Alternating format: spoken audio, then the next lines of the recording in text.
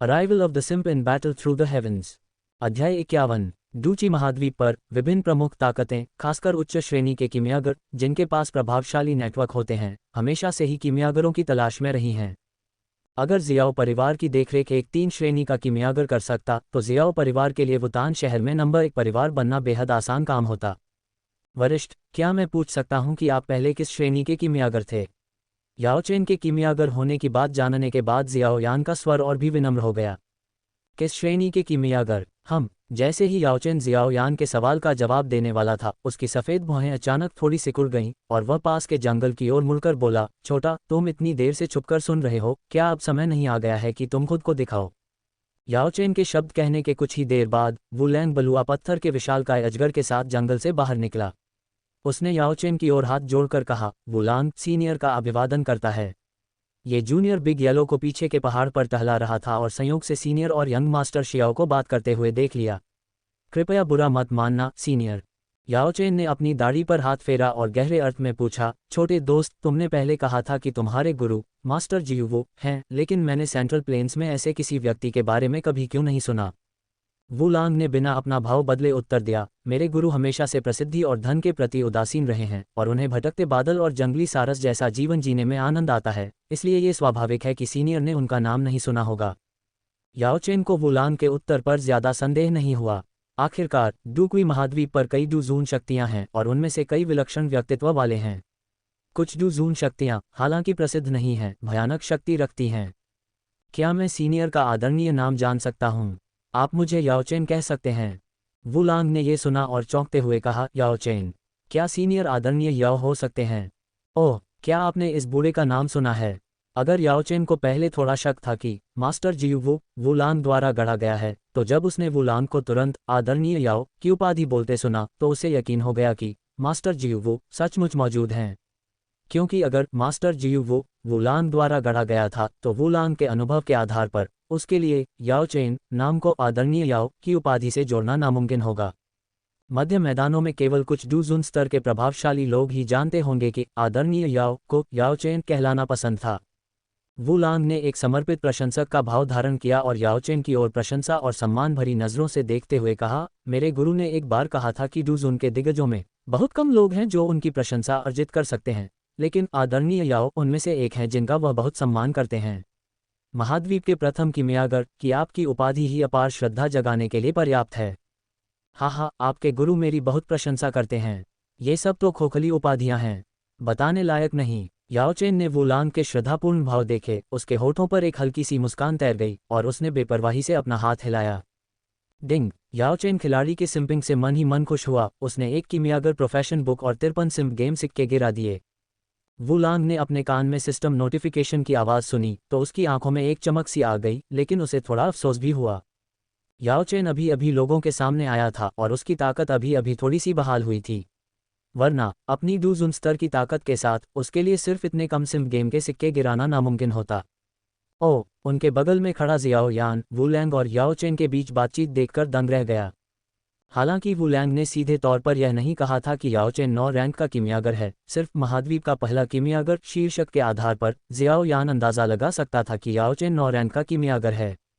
Xiao यान ने सोचा कि वह कितना भाग्यशाली है कि उसे 9 रैंक के कीमियागर को अपना गुरु बनाने का मौका मिला, और यह एहसास 5 करोड़ की लॉटरी जीतने से भी ज्यादा अविश्वसनीय था। युवा गुरु जियाओ, बधाई हो। सीनियर याओचेन को अपना गुरु बनाने के लिए आपके भविष्य की संभावनाएं असीम हैं। वुलांग ने जियाओ यान की ओर मुड़कर मुस्कुराया। हे, ये सुनकर जियाओ यान को समझ नहीं आया कि वुलांग को क्या जवाब दे। उसे लगा कि अगर वह ज्यादा विनम्र हुआ तो ये दिखावा लगेगा, इसलिए उसने बस अपना सिर खुजलाया और मूर्खतापूर्ण ढंग से हंस दिया। वरिष्ठ, मुझे लगता है कि आपको और युवा गुरु जियाओ को अभी भी कुछ मुद्दों पर चर्चा करनी है। ये कनिष्ठ अब विदा लेगा। वुलांग इस सिद्धांत को समझता था कि जल्दबाजी में नुकसान होता है, इसलिए उसने याओचेन की चापलूसी करने में कोई हड़बड़ी नहीं दिखाई, बल्कि समझदारी से बलुआ पत्थर के विशालकाय अजगर के साथ चला गया। याओचेन ने वुलांग को जाते हुए देखा और सिर हिलाते हुए कहा, इस छोटे से जीव की प्रतिभा तो बहुत अच्छी है, लेकिन अफसोस, क्योंकि वुलांग की आत्मिक शक्ति पहले ही एक सामान्य व्यक्ति की तुलना में 10 गुना से भी ज्यादा हो चुकी थी, इसलिए वह कुछ हद तक आत्मिक अनुभूति का विरोध कर सकता था। इसलिए शुरू में याओचेन को उसका पता नहीं चला। इसकी मुख्य वजह यह थी कि बलुआ पत्थर के विशालकाय अजगर ने गलती से अपनी उपस्थिति का खुलासा कर दिया था, जिसके कारण याओ चेन को वुलांग के अस्तित्व का पता चला। दरअसल वुलैंग जैसा व्यक्ति, जिसकी मानसिक शक्ति सामान्य लोगों से कहीं ज्यादा थी, कीमियागर बनने के लिए उपयुक्त था। अगर यह अतीत में होता तो शायद याओ चेन सचमुच उसकी प्रतिभा को संजोने और उसे अपना शिष्य बनाने की इच्छा रखता। हालांकि जब से याओ चेन को उस शिष्य ने धोखा दिया था जिसे उसने बचपन से पाला था, तब से वह आसानी से शिष्य बनाने की हिम्मत नहीं कर पा रहा था। वह जियाओ यान को शिष्य बनाने के लिए इसलिए तैयार था क्योंकि उसने 3 साल तक जियाओ यान का गुप्त रूप से अवलोकन किया था, अन्यथा वह जियाओ यान को आसानी से शिष्य नहीं बना पाता। वुलैंग बलुआ पत्थर के विशालकाय अजगर के साथ अपने निवास पर लौटने के बाद उसने बलुआ पत्थर के विशालकाय अजगर को आंगन की रखवाली करने को कहा। फिर एक विचार के साथ वह सिंपल स्पेस में प्रवेश कर गया। वुलैंग ने तुरंत कीमियागर पेशे की पुस्तक निकाली और उसका गुण विवरण देखा, जो इस प्रकार था। कीमियागर पेशे की किताब के गुणों को पढ़ने के बाद वुलैंग ने चुपचाप उपयोग करो कहा और उसके हाथ में मौजूद कीमियागर पेशे की किताब तुरंत एक सफ़ेद रोशनी में बदल गई और उसके शरीर में विलीन हो गई। जब कीमियागर पेशे की किताब पूरी तरह से वुलैंग के शरीर में विलीन हो गई तो उसके दिमाग को विभिन्न औषधीय अवयवों के बारे में जानकारी मिली, साथ ही औषधीय गोलियों को परिष्कृत करने की कुछ तकनीकों की भी। हालांकि वर्तमान वुलैंग को केवल एक गैर रैंक वाला कीमियागर ही माना जा सकता था, प्रथम रैंक वाला कीमियागर भी नहीं। वह केवल कुछ गैर रैंक वाली औषधीय गोलियों को ही परिष्कृत कर सकता था। उसी समय वुलैंग के चरित्र विशेषता पैनल पर एक उपपेशा विशेषता दिखाई दी। इस विशेषता के बाद पाठ की एक छोटी सी पंक्ति थी, कीमियागर 0/1000 गैर रैंक वाला। ये देखकर वुलैंग ने मन ही मन सोचा, कीमियागर का दर्जा मजबूत करने के लिए 1000 सरल सार खर्च करो, और अगले ही पल वह छोटी सी पंक्ति तुरंत कीमियागर 0/5000 प्रथम श्रेणी में बदल गई। जैसे ही कीमियागर का दर्जा प्रथम श्रेणी तक बढ़ा, वुलैंग के मन में तुरंत प्रथम श्रेणी की औषधीय गोलियों के लिए 100 गोली सूत्र उभर आए, साथ ही इन प्रथम श्रेणी की औषधीय गोलियों के लिए विस्तृत शोधन तकनीकें भी। जैसा कि कहावत है, कुछ लोग खुश होते हैं तो कुछ लोग दुखी। कक्षा 9 के सभी छात्र उत्साह से झूम रहे थे, अपनी खुशी जाहिर करने के लिए लगभग गाना गा रहे थे। इस बीच कक्षा 12 के छात्र, जिनमें आमतौर पर मोहित रहने वाली लड़कियां भी शामिल थीं, सभी उदास थे और खुश नहीं थे, क्योंकि अगर हालात ऐसे ही रहे तो कक्षा 9 सचमुच अपनी वापसी में कामयाब हो सकती है और फिर कक्षा 12 बाहर हो जाएगी। कल दोपहर उन्हें खेलने का मौका नहीं मिलेगा और उन्हें कक्षा में ही पढ़ाई करनी होगी। कक्षा 12 ने गेंद सर्व की और खेल फिर से शुरू हुआ। इसके बाद चेन नान ने कोई भी चालाकी नहीं दिखाई। गेंद छीनने के बाद उन्होंने तुरंत एक 3 पॉइंटर मारा। लगातार 6 3 पॉइंटर लगाने के बाद उनका स्कोर कक्षा 12 से 2 अंकों से आगे निकल गया। इससे कक्षा 9 के छात्र बेहद खुश थे। खेल में केवल 4 मिनट शेष रहते वे पहले ही 2 अंकों से आगे निकल चुके थे। चेन नान ज्यादा जोर न भी लगाएं तो भी उनकी जीत पक्की थी। कक्षा 12 के खिलाड़ी, खासकर झांग लोंग और खिलाड़ी नंबर 6, हताशा में चिल्ला रहे थे। दोनों स्कूल टीम में थे, लेकिन इस समय चेन नान के सामने वे दो शाजी जैसे लग रहे थे। चेन नान के लिए उन्हें धमकाना उतना ही आसान था जितना किसी बड़े के लिए 3 साल के बच्चे को धमकाना। चेन नान द्वारा तीसरी बार गेंद छीनने के बाद झांग लोंग और खिलाड़ी नंबर 6 पूरी तरह से आग बबूला हो गए। वे जोर जोर से गालियां बकते हुए चेन नान को रोकने के लिए आगे बढ़े, उसका रास्ता पूरी तरह से बंद कर दिया। तुम मुझे नहीं रोक सकते। चेन नान ने गेंद पकड़ी और उसे घुमाया, दोनों को मुस्कुराते हुए देखा। दोनों ने दांत पीस लिए, चेन नान को गौर से घूर रहे थे, उनके पूरे शरीर तनावग्रस्त थे और वे चेन नान के हमले का सावधानी से बचाव कर रहे थे। जब चेन नान हिलते तो वे भी हिलते, हमेशा रोकने के लिए तैयार। वे पहले ही काफ़ी बदनामी झेल चुके थे, इसलिए आखिरी क्षणों में वे बस अपनी इज्जत बचाने की कोशिश कर सकते थे, कम से कम 9वीं कक्षा के साथ बराबरी का लक्ष्य रखते हुए। वरना वे स्कूल टीम में कैसे बने रह पाते। जियाओ लोंगजी, बाद में अपना ध्यान रखना। चेन नान मुस्कुराते हुए अचानक उछल पड़ा और गेंद को जोर से बैकबोर्ड पर पटक दिया। झांग लोंग जल्दी से उछला और गेंद को रोकने के लिए आगे बढ़ा, लेकिन बदकिस्मती से उसकी कूदने की क्षमता चेन नान से कहीं कमजोर थी। रोकना तो दूर, उसने 2 फॉट भी नहीं रोके। धमाका! बास्केटबॉल उछलकर बैकबोर्ड से जोर से टकराया, फिर बहुत तेज गति से वापस उछला। भाई लोंग, रास्ते से हट जाओ, किसी ने अचानक चिल्लाया। झांग लोंग स्तब्ध रह गया, अभी भी समझ नहीं पा रहा था कि क्या हो रहा है। इससे हट जाओ। आखिरी शब्द पूरा होने से पहले ही उसे एक धमाका महसूस हुआ और ऐसा लगा जैसे उसके सिर पर जोरदार चोट लगी हो। प्लॉप! बास्केटबॉल बैकबोर्ड से उछलकर झांग लोंग के सिर के पिछले हिस्से पर सीधा लगा। जोरदार टक्कर ने उसे सीधे आगे की ओर धकेल दिया, जिससे वह मुंह के बल गिर पड़ा, लगभग उसके दांत टूट गए। धिक्कार है, गेंद अंदर गई ही नहीं। चेन नान ने कोई पछतावा नहीं दिखाया, बल्कि जोर से चिल्लाया, पूरी तरह निराश दिख रहा था। हे भगवान, हे भगवान! झांग लॉन्ग धूल से लथपथ उठ खड़ा हुआ, उसका सिर घूम रहा था, उसे समझ नहीं आ रहा था कि कौन सा रास्ता कौन सा है। उसने चेन नान की ओर इशारा किया और गाली दी, तुमने ये सब बकवास किया मकसद। Chirp chirp chirp. रेफरी शिक्षक ने फिर सीटी बजाई। झांग लॉन्ग का चेहरा हताशा से चुकंदर की तरह लाल हो गया था और वह चेन नान की ओर इशारा करते हुए थूकते हुए दहाड़ा, गुरुजी, उसने जानबूझकर ऐसा किया। दुर्भावनापूर्ण फाउल, उसे अयोग्य घोषित कर देना चाहिए। रेफरी शिक्षक को भी लगा कि कुछ गड़बड़ है। पहले चेन नान ने झाओ मिंग को बेहोश कर दिया और अब गेंद वापस उछलकर झांग लॉन्ग को जमीन पर गिरा दिया। क्या ये वाकई सिर्फ एक संयोग था? हालांकि उन्हें कुछ संदेह था, लेकिन उनके पास ये साबित करने के लिए कोई सबूत नहीं था कि चेन नान ने जानबूझकर ऐसा किया था। आखिरकार गेंद वापस उछली थी, सीधे किसी पर नहीं फेंकी गई थी। रेफरी शिक्षक एक पल के लिए झिझके और बोले, चेन नान, आप इसे कैसे समझाएंगे? चेन नान ने असहाय दिखते हुए कंधे उचका दिए। संयोग, शुद्ध संयोग गुरुजी। झांग लॉन्ग कहते हैं कि मैंने जानबूझकर ऐसा किया था। तुम उसे गेंद फेंकने की कोशिश क्यों नहीं करने देते? अगर वो वहीं खड़ा होकर गेंद फेंके और गेंद वापस उछलकर मुझे लगे, तो मैं मान लूंगा कि मैंने जानबूझकर ऐसा किया। अगर वो ऐसा नहीं कर पाता, तो मुझे माफ़ करना, ये बस एक दुर्घटना थी। ठीक है, मैं फेंक दूंगा, मुझे तुमसे डर नहीं लगता। झांग लॉन्ग भी गुस्से से भर गया और बिना सोचे समझे मान गया। फिर उसने बास्केटबॉल उठाया, निशाना साधा और उसे जोर से बैकबोर्ड पर पटक दिया। धमाका! बैकबोर्ड जोर से हिला, जिससे झांग लॉन्ग द्वारा इस्तेमाल की गई जबरदस्त ताकत का पता चला, लेकिन अगले ही पल, ओह हे भगवान, भाई लॉन्ग, तुमने मुझे क्यों मारा? बैकबोर्ड के पास खड़े एक 12वीं कक्षा के खिलाड़ी की नाक पर उछलती हुई बास्केटबॉल की गेंद लगी, जिससे उसका खून बहने लगा और वह अपनी नाक पकड़कर दर्द से चिल्लाने लगा। झांग लॉन्ग तुरंत हक्का बक्का रह गया। उसने अभी अभी निशाना साधा था, लेकिन उसे उम्मीद नहीं थी कि एक ही थ्रो में न सिर्फ उसने चेन नान को नहीं मारा, बल्कि अपने ही साथी को घायल भी कर दिया। शायद ये कहावत सच है, वह प्रतिद्वंद्वी डरावना नहीं होता जो भगवान जैसा हो, बल्कि वह साथी डरावना होता है जो सुअर जैसा हो। गुरुजी, अब आपको मान लेना चाहिए कि मैं निर्दोष हूं, है ना? चेन नान ने रेफरी शिक्षक की ओर देखते हुए मुस्कुराते हुए कहा। जब उसने अभी अभी वह गेंद फेंकी थी, तो उसमें बेहद गहरी छिपे हुए हथियारों की तकनीकें थीं। हालांकि झांग लॉन्ग स्कूल टीम का सदस्य था और अच्छा खेलता था, फिर भी उसकी तुलना चेन नान जैसे छिपे हुए हथियारों के उस्ताद से कैसे की जा सकती थी?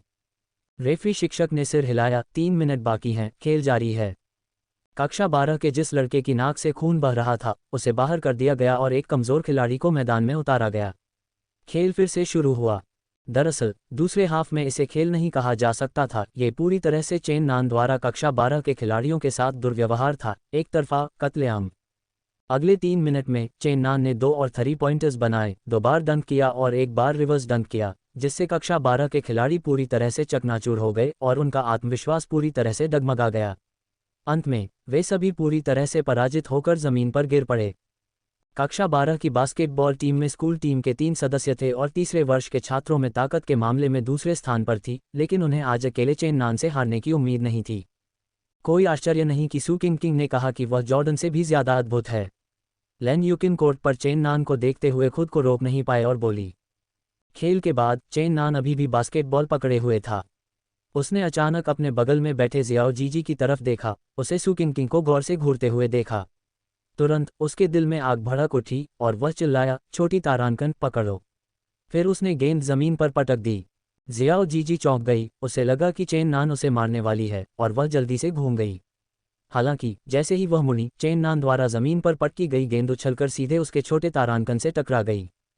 आह हे भगवान, मैं तुम्हारी दादी को चोट दूंगा। जियाओ जीजी उछल पड़ा, अपनी जांघों को पकड़कर जोर जोर से गालियां दे रहा था। उसका रोना धोना काफी हास्यास्पद लग रहा था। इस बीच चेन नान ने कंधे उचकाते हुए बेबसी से कहा, तुम गेंद को भी स्थिर कैसे नहीं पकड़ सकते? फिर उसने सिर हिलाया और कोर्ट से बाहर जाने के लिए मुड़ गया। जियाओ जीजी की दयनीय हालत देखकर जमीन पर गिरे झांग लॉन्ग ने दांत पीस लिए और चेन नान की पीछे हत्ती पीठ को गौर से देखने लगा। अरे, वह जहां चाहता है वहीं मारता है। उसने सचमुच जानबूझकर ऐसा किया है। तो बस हो गया। अपने शरीर में दिव्य ज्वाला बिजली को पुनः प्राप्त होते हुए देखकर फैंग हेन की आंखें खुल गईं और उसे तुरंत इन स्लॉट्स का उद्देश्य समझ में आ गया। एक टोकन साधना तकनीक की पहली चाल प्रदान करता है। पहली चाल सीखने से शरीर में दबी हुई आभासी मार्शल शक्ति का एक अंश प्राप्त होता है। 3 टोकन साधना तकनीक की दूसरी चाल प्रदान करते हैं। दूसरी चाल सीखने से लगभग आधी आभासी मार्शल शक्ति प्राप्त होती है। और इसी तरह यदि कोई तीसरी चाल सीख लेता है तो उसके शरीर में मौजूद सारी आभासी मार्शल शक्ति पुनः प्राप्त हो जाएगी। हालांकि इसके लिए 9 टोकन प्राप्त करना आवश्यक है। कितना निर्दयी नियम है। मन ही मन बुदबुदाते हुए फैंग हेंग अब इस पहले चरण की कार्यप्रणाली को पूरी तरह समझ गया था। यह आधे को खत्म करने की बात नहीं थी, यह एक बड़े बहुमत को खत्म करने की बात थी। एक खजाने के लिए प्रतिस्पर्धा करने वाले दो लोग स्वाभाविक रूप से आधे को खत्म कर देते हैं। अब यह खजाना भी इसी तरह काम करता है, जहां दूसरों के टोकन भी खजाने को खोलने के लिए वस्तुओं के रूप में काम कर सकते हैं। इससे केवल उन लोगों को जिन्होंने खजाने का एक हिस्सा प्राप्त कर लिया है, उन लोगों को मारने के लिए प्रोत्साहित किया जाएगा जिन्होंने नहीं किया है, या यहाँ तक कि उन लोगों को भी जिन्होंने पहले ही प्राप्त कर लिया है। आखिरकार खजाना एक साथ नहीं मिलता। एक वस्तु को पूरी तरह से प्राप्त करने के लिए एक व्यक्ति को कम से कम 8 लोगों को मारना होगा। 200 लोगों के आधार पर अगर वे एक दूसरे को इस तरह मारते हैं तो अंत में केवल लगभग 20 ही बचेंगे। हालांकि ये देखते हुए कि एक दूसरा और एक तीसरा चरण भी है, जब मरने वालों की संख्या एक निश्चित बिंदु पर पहुंच जाती है तो ये स्थान अपने आप गायब हो जाना चाहिए। उसकी नज़रें बदल गईं, फैंग हेंग की आंखें ठंडक से भर गईं। वह जानता था कि फिर भी यहाँ के नियम काफ़ी क्रूर थे। उसने होली हॉट की योजना की विफलता की भी कल्पना कर ली थी। होली हॉट चाहता था कि जब वे पहले चरण में मिले तो सभी लड़े नहीं, लेकिन अब इस तर्क के अनुसार लड़ना कोई विकल्प ही नहीं है। कोई भी नष्ट नहीं होना चाहता। सीमित अस्तित्व के अवसरों के तहत तथाकथित महाद्वीपीय हित पूरी तरह से बकवास है। उसने इस मामले के बारे में सोचना बंद कर दिया। हालात एक ऐसे मुकाम पर पहुंच गए थे जहां फैंग हेंग अब उन्हें प्रभावित नहीं कर सकता था। अब वह जो कर सकता था वह था जो उसने प्राप्त किया था उसे जल्दी से विकसित करना, जल्दी से मजबूत बनना, यही उसका एकमात्र विकल्प था। 1 घंटे बाद झरने के भीतर फैंग हेंग ने अचानक अपनी आंखें खोलीं। चटकने की आवाज़ निकली और एक ज्वलंत लाल बिजली की रोशनी ने तुरंत उसके शरीर को घेर लिया। अपने शरीर पर बिजली की रोशनी को देखते हुए फैंग हेंग मुस्कुराया। अच्छा है, मैंने इस क्यानकुन फिंगर तकनीक के पहले रूप में पूरी तरह से महारत हासिल कर ली है। ऐसा लगता है कि भले ही यहाँ के नियम आत्मा को दबा सकें, लेकिन वे उस बोध क्षमता और सीखने की क्षमता को नहीं दबा सकते जो पूर्णवंश ने मुझे पहले ही प्रदान कर दी है। इस दृष्टिकोण से मेरा लाभ दूसरों से ज़्यादा है। दबी हुई आभासी युद्ध शक्ति को अनलॉक करना इस बात पर भी निर्भर करता था कि व्यक्ति प्राप्त साधना तकनीक को कितना समझ पाता है। फैंग हेंग ने अपने उत्तम वंश द्वारा स्वाभाविक रूप से प्रदत्त बोध क्षमता पर भरोसा करते हुए अपने शरीर में दबी हुई आभासी युद्ध शक्ति के एक हिस्से को पूरी तरह से अनलॉक कर लिया। ऐसी स्थिति में जहां अधिकांश लोगों के पास आभासी युद्ध शक्ति नहीं हो सकती, उसके पास पहले से ही एक बड़ा लाभ था। गड़गड़ाहट। जैसे ही फैंग हेंग इन बातों के बारे में सोच रहा था, अचानक उसके सामने का झरना भी हिलने लगा। जल्द ही उसकी रक्षा कर रही पानी की दीवार गायब हो गई। फैंग हेंग ने बिना किसी हिचकिचाहट के अपने पैरों की एक गति के साथ सीधे झरने से बाहर निकलकर बाहरी दुनिया में ऑनलाइन गेम्स में अद्वितीय सौंदर्य के नवीनतम अध्याय में पहुंच गया। बाहर निकलते ही फैंग हेंग ने अपनी हथेली में रखा सुनहरा टोकन निकाला और उसे ध्यान से देखा। उसकी आंखों में सुनहरी रोशनी चमक उठी और जल्द ही फैंग हेंग ने देखा कि अब भी ज्यादा लोगों के पास टोकन नहीं थे। ये केवल 1 घंटा। टोकन पर मूल रूप से चिन्हित 100 खजाने के बिंदुओं और 200 लोगों में से केवल 140 से ज्यादा ही बचे थे। 60 प्रतिभाशाली लोग मर चुके थे। जैसा मैंने सोचा था। उसकी आंखें तेज हो गईं। फैंग हेंग ने अपने हाथ से टोकन हटा दिया और दक्षिण की ओर चल पड़ा। वहां उसे अन्य खजाने के बिंदुओं का आभास हुआ। उसकी आकृति ऊपर तैरती हुई आई। इस क्षण फैंग हेंग को अब पहले की तरह केवल दौड़ने की जरूरत नहीं थी। अपने शरीर के भीतर ज्वाला दिव्य बिजली के साथ वह अल्पकालिक उड़ान के लिए पूरी तरह सक्षम था। थोड़ी देर उड़ने के बाद फैंग हेंग की भौहें सिकुड़ गईं। अपनी पुनः प्राप्त आत्मबोध के माध्यम से फैंग हेंग ने देखा कि उसके पीछे कुछ ही दूरी पर 2 आकृतियां उसका पीछा कर रही थीं। वे क्या कर रहे हैं? क्या वे मुझे मारना चाहते हैं? उसके मन में एक विचार कौंधा। फैंग हेंग ने अपना शरीर नीचे कर लिया और हिलना बंद कर दिया, बस दूसरे पक्ष के पास आने का इंतजार कर रहा था। उसे आभास हुआ कि यहाँ भाग रहे 2 लोग अपनी आभासी युद्ध शक्ति का केवल एक अंश ही इस्तेमाल कर पा रहे थे। इससे साबित होता है कि उन्होंने भी एक खजाने के बिंदु में प्रवेश किया था और खजाना प्राप्त किया था, लेकिन उन्होंने उसे पूरी तरह से प्राप्त नहीं किया था, ठीक उसकी तरह, इसलिए डरने की कोई बात नहीं थी। ऐसी ही स्थिति में लोगों का सामना करते हुए फैंग हेंग को अपनी ज्वाला दिव्य बिजली पर पूरा भरोसा था।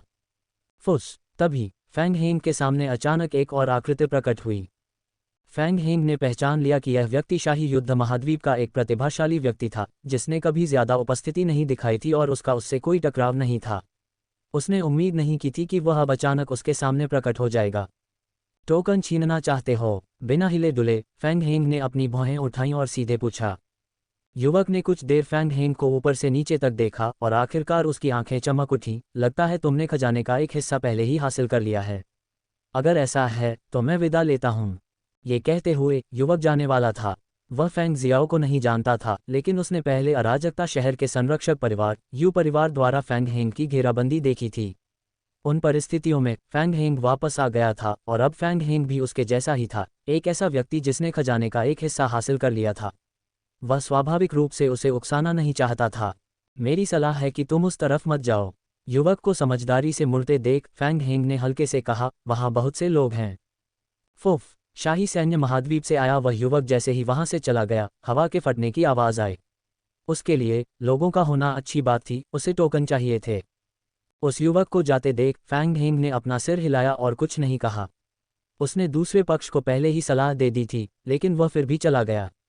ये तो खजाने के खजाने से अंधा होने जैसा मामला था। एक विचार विवाह के इस नए अध्याय में उसका कुछ भी कहना बेकार होता। और कुछ देर बाद फैंग हेंग से कुछ ही दूरी पर स्थित जंगल से एक जोरदार टक्कर की आवाज आई। उसके बाद एक चीख सुनाई दी और एक सिर उड़ गया। यह शाही सैन्य महाद्वीप से आए उस युवक का सिर था। मैंने तुम्हें पहले ही बता दिया था, लेकिन तुम फिर भी नहीं रुके। युवक के अदृश्य सिर को देखते हुए फैंग हेंग ने अपना सिर हिलाया। उसकी नज़र अंदर पेड़ों की परतों पर गई। धप धप धप कदमों की आहट सुनाई दी और काले वस्त्र पहने दो युवक बाहर निकले। ओह, क्या संयोग है! इन दोनों युवकों को देखकर फैंग हेंग की भौहें तुरंत उठ गईं। यहाँ आने वाले कोई और नहीं बल्कि काओ दानव और काओ अमर भाई थे। फैंग हेंग की बातें सुनकर काओ अमर और काओ दानव भी दंग रह गए। अगले ही पल उनकी निगाहें सीधे फैंग हेंग पर टिक गईं। ये तुम हो, तुम बाहर हो! दो चीखें गूंजीं। अगले ही पल हवा के फटने की तेज आवाजें उठीं, जैसे काओ अमर और काओ दानव ने फैंग हेंग को घेर लिया, एक आगे और एक पीछे। हे हा हा हा! काओ डेमन के मुंह से जोरदार हंसी निकली। फैंग जियाओ, मैंने कभी सोचा भी नहीं था कि मैं तुमसे मिलूंगा। अभी अभी तुमने मुझे धोखा दिया है, लेकिन मैं दोबारा वही गलती नहीं करूंगा। आज तुम मर ही जाओगे। उसे इतनी आसानी से मत मरने दो। जियाओ जियान ने भी इस पल व्यंग्य किया। उसने तुम्हारी हड्डियां तोड़ दी थीं। इस बार तुम उसकी जिंदा खाल उधेड़ रहे हो। भयावह शब्द बोले गए। इस पल काओ परिवार के भाइयों की फैंग जियाओ के प्रति हत्या की मंशा चरम पर पहुंच गई थी। फैंग जियाओ ने उन्हें जो अपमान दिया था, उसका बदला फैंग जियाओ के खून से ही चुकाया जा सकता था। हे, मुझे सच में उम्मीद नहीं थी कि तुम दोनों अब भी ऐसी बातें कहोगे। तभी फैंग हेंग हंसा, क्या तुम भूल गए? होली हॉट ने क्या कहा था? होली हॉट कुछ भी नहीं है।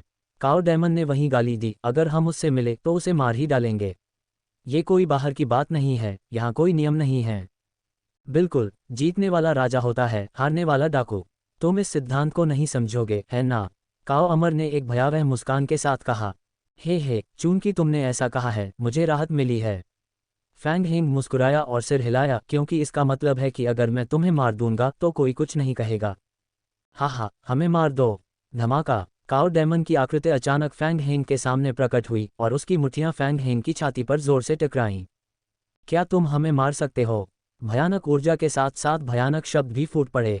अद्वितीय युवराज से विवाह के नवीनतम अध्याय में काओ दानव की मुट्ठियों पर गहरा काला प्रकाश अत्यंत सघन था।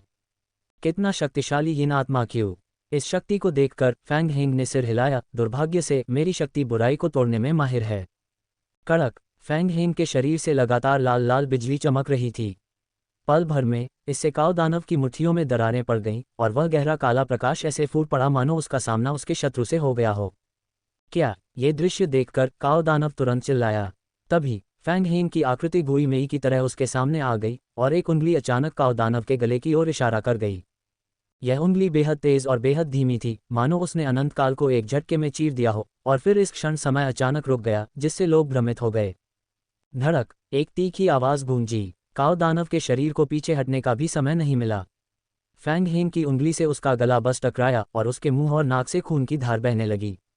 दूसरा भाई काओ अमर का चेहरा एकदम बदल गया और वह पागलों की तरह फैंग हेंग की ओर झपटा। उसकी हथेली पल भर में हजारों परछाइयों में बदल गई, जिससे वास्तविकता और भ्रम में अंतर करना असंभव हो गया।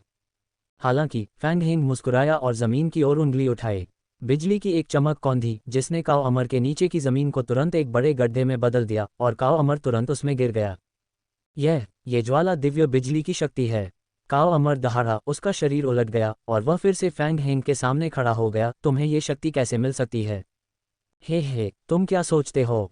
ये सुनकर फैंग हेंग ने व्यंग्य किया। उसकी नज़र काओ दानव पर पड़ी। तुम मुझे क्या समझते हो? फैंग हेंग की ठंडी आंखों को देखकर काओ दानव और काओ अमर दोनों के शरीर कांप उठे। ये आंखें सिर्फ उसी के पास थीं। ये शक्ति सिर्फ वही इस्तेमाल कर सकता था। फैंग हेंग। काओ अमर अविश्वास से दहाड़ा। उसका चेहरा तुरंत पीला पड़ गया। इतना मूर्ख नहीं, फैंग हेंग ने व्यंग्य किया। ये सही है, मैं फैंग हेंग हूँ। मैं फैंग हेंग हूँ, उत्तरी महाद्वीप के सच्चे मार्शल संप्रदाय का संप्रदाय प्रमुख, जिसे तुमने धोखा दिया। भिन भिनाओ। यह जवाब सुनकर काओ अमर और काओ दानव दोनों के शरीर कांप उठे और उनकी आंखों में एहसास की झलक दिखाई दी। कोई आश्चर्य नहीं कि फैंग जियाओ पहले काओ दानव के प्रति इतना निर्दयी था। कोई आश्चर्य नहीं कि फैंग जियाओ इतने महान कार्य कर सका। तो फैंग जियाओ ही फैंग हेंग था, तो ऐसा ही था। अब जब तुम जान गए हो कि मैं कौन हूं, तो तुम्हें मर जाना चाहिए। एक ठंडी आवाज़ सुनाई दी। अगले ही पल फैंग हेंग की उंगली ने फिर से जोर लगाया और काओ दानव के मुंह से फिर से खून बहने लगा। उसका आभामंडल तुरंत क्षीण हो गया। डोंगुआ यूफान की दिव्य इंद्रिय ने भांप लिया कि हेफेंग पास ही एक छोटी सी नदी के पास गया है, इसलिए वह और को हुआशांग जल्दी से गुफा की ओर दौड़े। इस दौरान उन्होंने अपने पैरों के निशान मिटाने का ध्यान रखा। शायद वह ऐसा पहली बार कर रही थी, लेकिन को हुआशांग फिर भी बहुत उत्साहित थी। गुफा के प्रवेश द्वार पर पहुंचकर को हुआशांग सबसे पहले आगे बढ़ी और प्रवेश द्वार पर लगी लताओं को हटा दिया। डोंगुआ यूफान खुश थी कि को हुआशांग उसके साथ आई थी, वरना वह इस बात की गारंटी नहीं दे सकती थी कि वह गलती से कोई संरचना शुरू नहीं कर देगी और हेफेंग उसे खोज नहीं लेगा। हालांकि वह मुसीबत से नहीं डरती थी, लेकिन हो सके तो उससे बचना ही बेहतर था। आखिरकार अगर दूसरे पक्ष को पता ही नहीं चलता कि वे दोनों ही हैं, तो उन्हें भविष्य में निशाना बनाए जाने की चिंता नहीं करनी पड़ेगी, जैसा कि पुनर्जन्म जूगुआनगुआ की अनौपचारिक जीवनी के नवीनतम अध्याय में देखा जा सकता है। को हुआशांग की संरचनाओं पर महारत डोंगुआ यूफान से बेहतर थी, इसलिए डोंगुआ यूफान और ली बातियन को निगरानी की जिम्मेदारी सौंपी गई। उन्होंने शुरू में सोचा था कि इतनी सारी संरचनाओं में थोड़ा समय लगेगा। डोंगुआ यूफान ने यह भी सोचा कि क्या अपना चेहरा ढककर हेफेंग को बेहोश कर देना चाहिए, लेकिन अचानक को हुआशांग ने ताली बजाई और खुशी से कहा, ठीक है, जल्दी से अंदर जाओ और सामान ले आओ। डोंगहुआ यूफान और को हुआशांग गुफा में जाने की योजना नहीं बना रहे थे, इसलिए उन्होंने ली बातियन को, जो पहले से ही उत्सुक थी, अंदर रेंगने दिया। आखिरकार अंदर अभी भी एक जीवित व्यक्ति था और हालांकि वह अब बेहोश थी, इस बात की कोई गारंटी नहीं थी कि उनके अंदर जाते ही वह छोटा सा सफ़ेद फूल जाग जाएगा। इसके अलावा छोटे से सफ़ेद फूल ने उसे पहचान लिया। ली बातियन ने पहले डोंगुआ यूफान को अपनी पूंछ से सलाम किया, फिर रेंगते हुए उस जगह की ओर बढ़ी जहां को हुआशांग ने इशारा किया था। हालांकि ली बातियन एक इलेक्ट्रिक ईल थी, वह बिना कोई तेज आवाज़ किए तेजी से और बहुत चुपचाप रेंगती हुई आगे बढ़ी। गुफा का प्रवेश द्वार उस जगह से दर्जनों मीटर दूर होने का अनुमान था जहां वह छोटा सफ़ेद फूल पड़ा था। डोंगुआ यूफान हेफेंग की हरकतों पर नज़र रखे हुए था। जल्दी करो, क्या कर रहे हो? डोंगुआ यूफान ने ली बातियन को छोटे सफ़ेद फूल के सामने करवटें बदलते देखा, लेकिन काफ़ी देर तक हिलता डुलता नहीं था, इसलिए वह उसे याद दिलाए बिना नहीं रह सकी। ली बातियन ने डोंगुआ यूफान को विजयी भाव से आंख मारी, फिर अचानक शरारत से रजाई उठा ली। डोंगुआ यूफान और को हुआशांग की उत्सुक निगाहों के नीचे उसने छोटे सफ़ेद फूल की कमर का पट्टा खोला, फिर उसके कपड़े थोड़े अस्त व्यस्त कर दिए और अंत में किसी विकृत व्यक्ति की तरह उसके बाल भी बिखेर दिए। तभी उसने संतुष्टि में सिर हिलाया। फिर उसने छोटे सफ़ेद फूल की कमर की ओर देखा। ये कौन सा स्टोरेज पाउच है? ली बातियन ने पूछा, ये देखकर कि उसके सामने रखे सभी स्टोरेज पाउच एक जैसे थे। अरे, वह आदमी जिसका उपनाम ही है वापस आ रहा है, क्या तुम बेवकूफ़ हो? बस सब ले लो। डोंगुआ यूफान के जवाब देने से पहले ही को हुआशांग ने ली बातियन से फुसफुसा कर कहा। किसी वजह से ली बातियन ने को हुआशांग के तरीके का जवाब दिया। उसे को हुआशांग द्वारा उसे बेवकूफ़ कहे जाने से कोई फर्क नहीं पड़ा।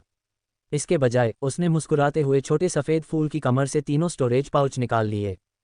डोंगहुआ यूफान ने हाथ बढ़ाया और तीनों स्टोरेज पाउच खींच लिए। फिर उसने ली बातियन को पकड़ लिया। पहले मेरा इंतज़ार करो, मैं साफ कर देती हूँ। को हुआशांग जानती थी कि डोंगहुआ यूफान फॉर्मेशन में अच्छी नहीं है। ये देखकर कि डोंगहुआ यूफान ने मना नहीं किया, उसने जल्दी से फॉर्मेशन को बहाल कर दिया, लेकिन उसने प्रवेश द्वार पर लताओं को बहाल नहीं किया। इतना ही नहीं, उन्होंने गुफा के अंदर ली बातियन के निशान मिटाने के बारे में भी नहीं सोचा था। अब जब उनके पास सामान था और उन्होंने कोई पैरों के निशान नहीं छोड़े थे, तो इंतज़ार क्यों? जल्दी से भागने का समय आ गया था। हालांकि डोंगहुआ यूफान और को हुआशांग को उम्मीद नहीं थी कि सब कुछ इतना आसान हो जाएगा। उस व्यक्ति का पीछा करने में बस थोड़ा सा समय बर्बाद हुआ। उन्हें मैरीसू का एक दुष्ट महिला सहायक किरदार से मुकाबला करते हुए एक मुफ्त शो भी देखने को मिला। ये सफ़र सार्थक रहा। क्वो हुआशांग से मिलने के बाद डोंगुआ यूफान ने अपने हाथ में 3 स्टोरेज पाउच उठाए और कहा, बहुत अच्छी फसल। क्वो हुआशांग ने एक भौं उठाई, फिर अचानक ली बातियन की ओर मुड़ी और अंगूठा दिखाया। बहुत कपटी, मैं प्रभावित हूँ, सचमुच प्रभावित हूँ। डोंगुआ यूफान ने आंखें घुमाईं, बस उन्हें जल्दी से जाने के लिए कहने ही वाली थी कि तभी उसे अचानक एक विचार आया। उसने एक खास दिशा में इशारा किया और फुसफुसाया, कोई हमारा पीछा कर रहा है। वह आदमी जिसका उपनाम ही है, वह भी वापस आ गया है। क्वो हुआशांग ने धीरे से बुदबुदाया। दोनों ने एक दूसरे को देखा, यह महसूस करते हुए कि देखने के लिए और भी नाटक है, जैसा कि मेंगन न्यांगसी ताइसुएक सिंह के नवीनतम अध्याय में देखा गया है। उन्होंने फैसला किया कि जाने के लिए एक छिपी हुई जगह ढूंढ ली। दोनों वहां उकड़ू बैठ गए, एक अजीब सी उत्तेजना महसूस कर रहे थे। लीबातियन की पिछली शरारत को देखते हुए वे सोच रहे थे कि क्या हेफेंग वापस जाकर उस बिखरे हुए छोटे सफ़ेद फूल को देखकर गुस्सा करेगा। तभी काले कपड़े वाले आदमी की टीम भी वहां पहुंच गई। वे आ रहे हैं, वे आ रहे हैं, वे आ रहे हैं। लीबातियन, जो इस शरारत का दोषी था, स्वाभाविक रूप से उन दोनों से ज्यादा उत्साहित था। इस समय हेफेंग भागता हुआ वापस आया। प्रवेश द्वार पर बिखरी हुई बैलें देखकर वह गुफा का प्रवेश द्वार साफ देख सकता था। उसका दिल धड़क उठा और वह जल्दी से कूद गया। यह महसूस करते हुए कि संरचना टूटी नहीं है, उसने राहत की सांस ली और सावधानी से चारों ओर देखा। उसे काले कपड़े वाला आदमी और उसका समूह दिखाई नहीं दिया। काले कपड़े वाला आदमी और उसका समूह रुक गया था, शायद हेफेंग के पैरों के निशान देखकर, लेकिन वे जल्दबाजी में आगे नहीं बढ़े। अरे, और लोग आ रहे हैं। डोंगुआ यूफान ने काले कपड़े वाले आदमी और उसके समूह से अलग दिशा में देखा। वह हैरान था। लग रहा था कि वे दोनों भाई ली फैंग और ली यू थे। उसकी दिव्य इंद्रिय ने भांप लिया कि ये दोनों भाई भारी सांसें ले रहे थे और उनके कपड़े अस्त व्यस्त थे। जाहिर है कि वे भागने की जल्दी में थे। यह अप्रत्याशित था कि वे गलती से इस जगह भाग जाएंगे। ये सचमुच नियति थी। संयोगवश इन दोनों भाइयों का पीछा कर रहे लोग उनसे बहुत पीछे चल रहे थे। दोनों ने ये जरूर देखा, इसलिए उन्होंने रुकने की हिम्मत नहीं की। कुछ ही देर बाद डोंगुआ यूफान को एहसास हुआ कि काले कपड़े वाले आदमी ने ली परिवार के भाइयों को भी खोज लिया है। तभी आध्यात्मिक शक्ति का हल्का सा उतार चढ़ाव हुआ, जिसे डोंगुआ यूफान ने स्पष्ट रूप से महसूस किया क्योंकि वह उस तरफ ध्यान दे रही थी। वह काले कपड़े वाला आदमी अपने अधीनस्थों को संदेश भेज रहा है। डोंगुआ यूफान ने क्वो हुआशांग को संदेश भेजा। क्वो हुआशांग ने अपना सिर झुका लिया। हालांकि वह अपनी आंखों से नहीं देख सकती थी, लेकिन वह उस दृश्य की कल्पना कर सकती थी। इसके अलावा उसकी दिव्य इंद्रिय भी इस समय इसे भांप सकती थी, लेकिन वह काले कपड़े वाले आदमी से सावधान थी, इसलिए उसकी दिव्य इंद्रिय का दायरा बहुत छोटा था। आह, लिंग र, तुम्हें क्या हुआ? ये किसने किया, किसने? थोड़ी देर बाद गुफा के अंदर से एक करुण गर्जना सुनाई दी। दोनों लड़कियां और एक मछली मन ही मन हंसने से खुद को रोक नहीं पाईं, और अपराधी लीबातियन इतनी जोर से हंस रहा था कि वह आगे पीछे हिल रहा था। ये बेवकूफ सचमुच इसके झांसे में आ गया। क्या तुम्हें लगता है कि अगर वह बाहर आकर उस काले कपड़े वाले आदमी को ढूंढ लेगा तो वह उससे लड़ेगा? क्वो हुआशांग ने हंसते हुए कहा। डोंगुआ यूफान ने कंधे उचका दिए। इस समय ली परिवार के भाइयों का पीछा कर रहे लोग पीछे हट गए थे और काले कपड़े वाले आदमी के समूह में शामिल हो गए थे। यहाँ तक कि फैंग नाम की महिला भी भीड़ में थी, लेकिन उसकी आंखें धुंधली थीं और वह असामान्य रूप से शांत लग रही थी। हेफेंग ने देखा कि छोटा सफ़ेद फूल अभी तक नहीं उठा था और उसका दिल टूट गया था। उसने ध्यान से उसके कपड़े ठीक किए। इस समय हेफेंग की आंखें हल्की लाल थीं। उसके दिल का गुस्सा उसके सिर पर चढ़ गया था और उसकी आखिरी समझदारी भी गायब हो गई थी। हालांकि वह मूर्ख नहीं था, वह पहले भी उस छोटे सफ़ेद फूल पर ध्यान केंद्रित कर रहा था, इसलिए उसने ध्यान नहीं दिया था। हालांकि इस समय उसे गुफा के अंदर एक घुमावदार रास्ता दिखाई दिया, जो किसी रेंगते हुए याव जानवर का लग रहा था। लेकिन उसने आसपास का पूरा जायजा लिया था और वहां कोई शक्तिशाली याव जानवर नहीं था। अपने दिल के दर्द को दबाते हुए छोटे सफ़ेद फूल ने बेचैनी से थोड़ा भौहें सिकुड़ी और एक हल्की सी कराह निकली। लिंग र, कैसी हो? छोटे सफ़ेद फूल की अचानक आवाज़ सुनकर हेफेंग की समझदारी थोड़ी कम हो गई और इसी वजह से उसे एक बहुत ही ज़रूरी बात पता चली। वह बस एक पल के लिए ही गया था, अगर कोई उसका फ़ायदा उठाना भी चाहता तो उसे मौका नहीं मिलता। इसलिए उसने अचानक छोटे सफ़ेद फूल की रजाई उठा ली। और जैसा कि हुआनजू आगे का लंबा सफ़र के आखिरी अध्याय में देखा जा सकता है, सभी स्टोरेज पाउच गायब हो गए थे। छोटे सफ़ेद फूल को थोड़ी होश आया। हेफेंग की अचानक हरकत ने दर्द का एक धागा खींच दिया था, लेकिन अगले ही पल, आह, मेरे स्टोरेज पाउच कहाँ हैं? मेरे स्टोरेज पाउच कहाँ हैं? छोटे सफ़ेद फूल ने हेफेंग की बाँह को बेतहाशा जकड़ लिया। उसकी पतली बाँह में अद्भुत ताकत थी और हेफेंग खुद को छुड़ा नहीं सका। उसने छुड़ाने की कोशिश भी नहीं की, उसने बस छोटे सफ़ेद फूल को कसकर पकड़ रखा था। उसका गुस्सा फिर से भड़क उठा, लेकिन छोटे सफ़ेद फूल के भ्रमित और असहाय भाव को देखकर उसका दिल और भी दुख गया।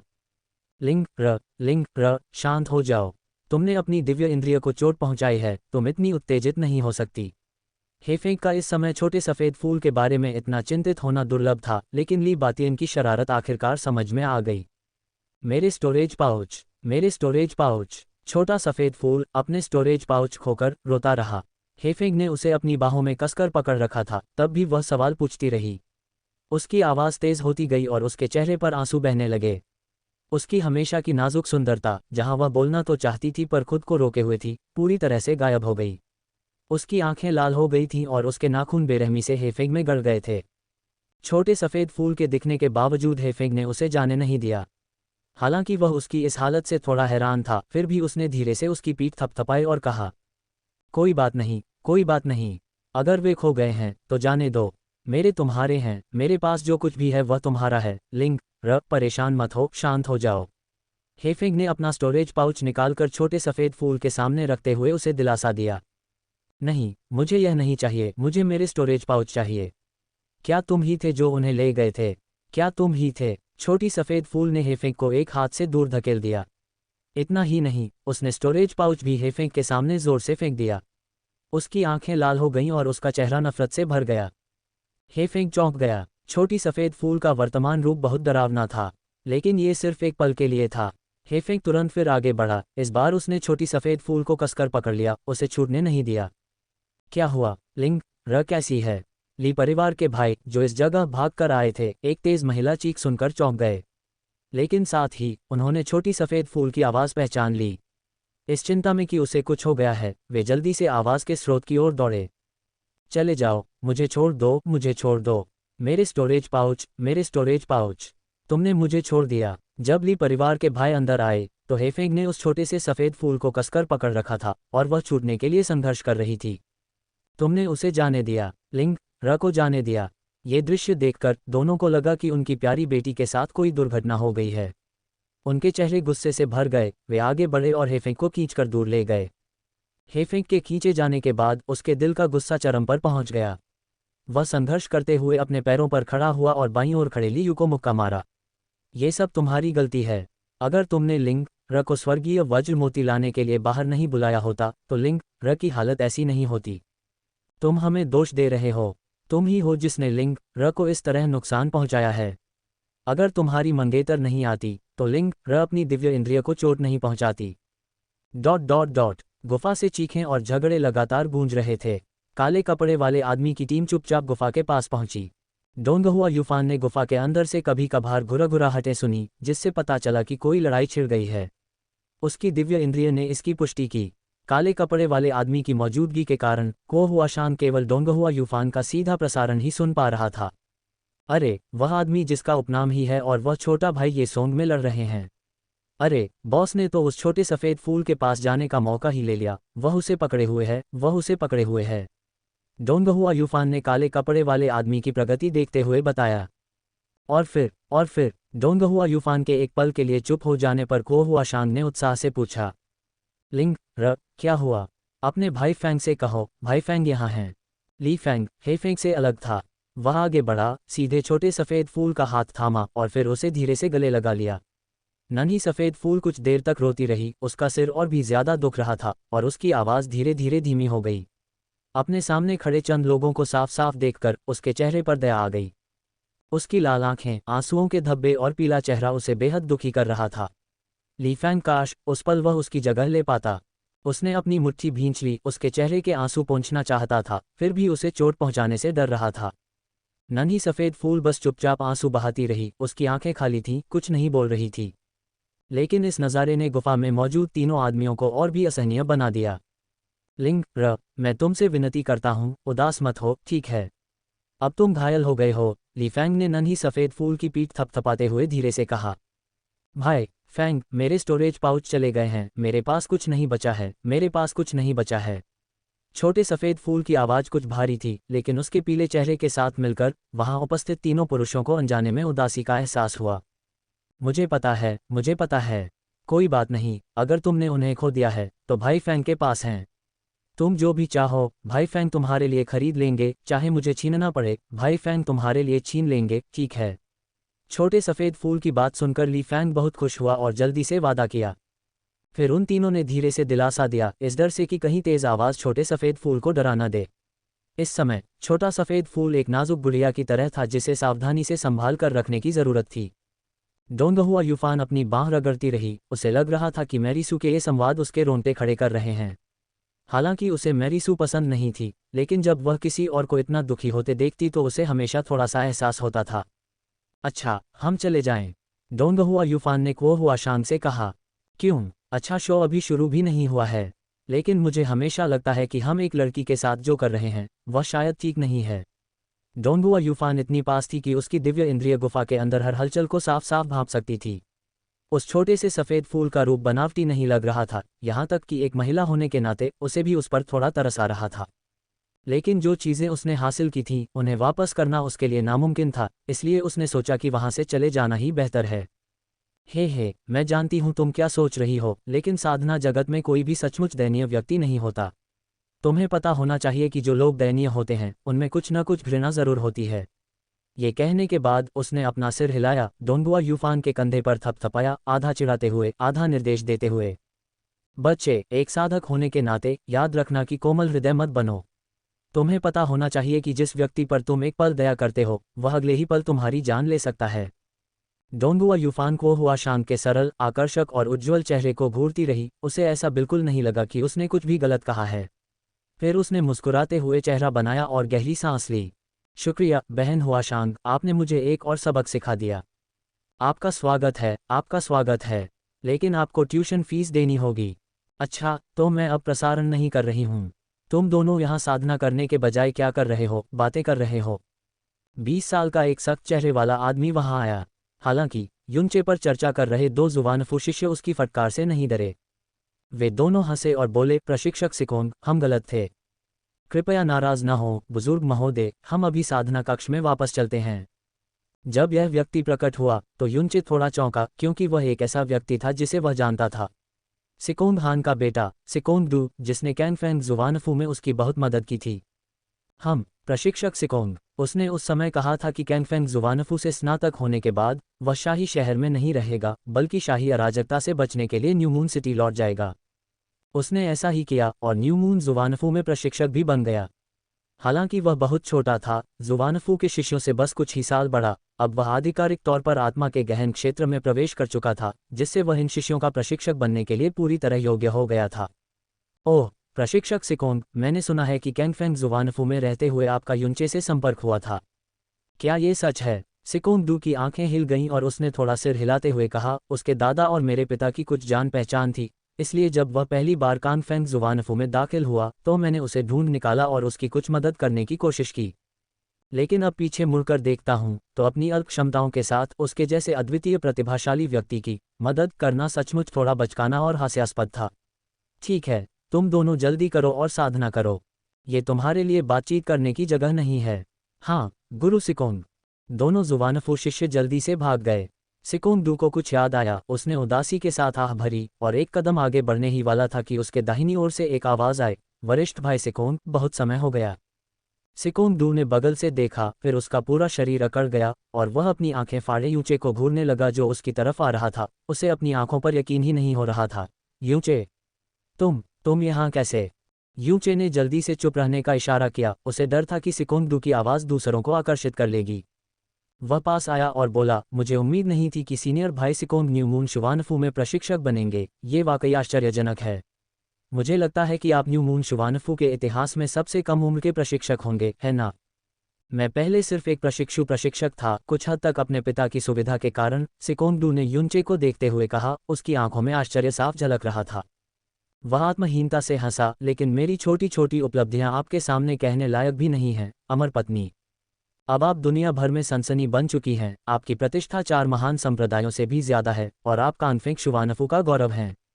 ये सोचकर कि कैसे मैंने बार बार आपकी मदद करने की कोशिश की और आपको डांटा भी, मुझे सचमुच शर्म आती है। सीनियर भाई सिकोंग, आप गलत हैं, युनचे ने गंभीरता से कहा।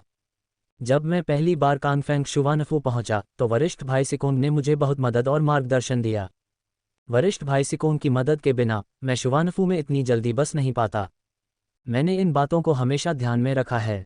हा, सिकोन डू ने दिल खोलकर हंसते हुए कहा, न दिखावा, न पाखंड, न अहंकार, तुम उन महान संप्रदायों की गहरी नींव और संसाधनों से पोषित प्रतिभाओं से अनगिनत गुना बेहतर हो। उसने चारों ओर नज़र घुमाई और कहा, चलो कुछ भी अनावश्यक न कहें। तुम विशेष रूप से यहाँ लौटे हो तो तुम्हें कुछ महत्वपूर्ण काम करना होगा, है ना? मैं अब नवचंद्र शुवानफू में बस गया हूँ और अगर यह नवचंद्र शुवानफू से संबंधित कुछ है तो मैं मदद कर सकता हूँ। युनचे ने थोड़ा सिर हिलाया और कहा, मैं यहाँ एक काम से आया हूँ जिसके लिए एल्डर सिकोन की मदद की ज़रूरत है। क्या तुम्हें पता है कि वह अभी कहाँ है? मेरे पिता। सिकोन डू चौंका, फिर बोला, पिताजी 2 दिन पहले ही दक्षिण गए हैं और कम से कम 3 दिन तक वापस नहीं आएंगे। अगर कोई खास ज़रूरी काम न हो तो तुम मुझे बता सकते हो, शायद मैं मदद कर सकूं। कोई बड़ी बात नहीं है, युनचे ने बिना किसी हिचकिचाहट के कहा।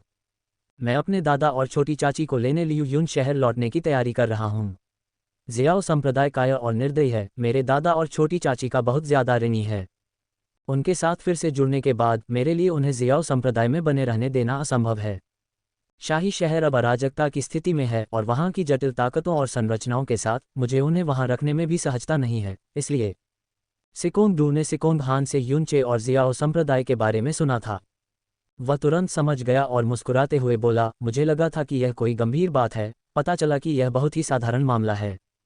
इस मामले को मेरे पिता के माध्यम से जाने की आवश्यकता नहीं है। मैं अभी और यही वादा कर सकता हूं कि जब तक अंकल जियाओ यहां आने को तैयार हैं, उप प्रीफेक्ट और प्रशिक्षकों से लेकर जांचकर्ताओं और आलसी लोगों तक, अंकल जियाओ किसी को भी चुन सकते हैं और यहां कोई भी उनके साथ दुर्व्यवहार नहीं करेगा। सिकोन डू ने हंसते हुए कहा, इसके अलावा अपनी प्रतिष्ठा के बल पर अगर आप अपने दादाजी को हमारे नवचंद्र शुवानफू में लाना चाहते हैं तो प्रीफेक्ट जो और यहाँ तक कि नवचंद्र नगर के स्वामी भी चाहेंगे कि वे स्वयं उनके स्वागत के लिए पालकी लेकर आएं। हो सकता है कि कैंगफेंग शुवानफू उन्हें छीनने के लिए हजारों मील दूर से भी आ जाए। आप हमारी मदद नहीं मांग रहे हैं, आप नवचंद्र शुवानफू को एक बहुत बड़ा उपहार दे रहे हैं। युनचे ने जानबूझकर मुस्कुराते हुए कहा, ठीक है, मैं इस मामले की चिंता वरिष्ठ भाई सिकोन पर छोड़ता हूँ। मैं तुरंत लियू युन नगर लौटने के लिए निकल पड़ता हूँ। रास्ते में सावधान रहना। मैंने सुना है कि फेन ज्यूचेंग और राजकुमारी कांग्यू की शादी में खलल डालने और फेन ज्यूचेंग को बुरी तरह घायल करने के बाद फैंटियन संप्रदाय के लोग तुम्हें हर जगह ढूंढ रहे हैं। फैंटियन संप्रदाय 1000 साल पुराना संप्रदाय है और उसे इतना बड़ा अपमान कभी नहीं सहना पड़ा। भले ही अब तुम दुनिया भर में प्रसिद्ध हो, तुम्हारे कई समर्थक और प्रशंसक हैं, फैंटियन संप्रदाय तुम्हें जाने नहीं देगा। बेहतर होगा कि तुम अपना ठिकाना हमेशा छिपा कर रखो, सिकोन डू ने याद दिलाया। युनचे ने सहजता से मुस्कुराते हुए कहा, मुझे पता है। दुनिया को बस इतना पता था कि युनचे ने फैंटियन युवा स्वामी की बारात में खलल डाला था, लेकिन उन्हें यह नहीं पता था कि युनचे ने अकेले ही उन 8 आकाश गहन शक्तियों को मार गिराया था जिन्हें फैंटियन संप्रदाय ने उसका पीछा करने के लिए भेजा था, जिनमें महापुरुष भी शामिल थे।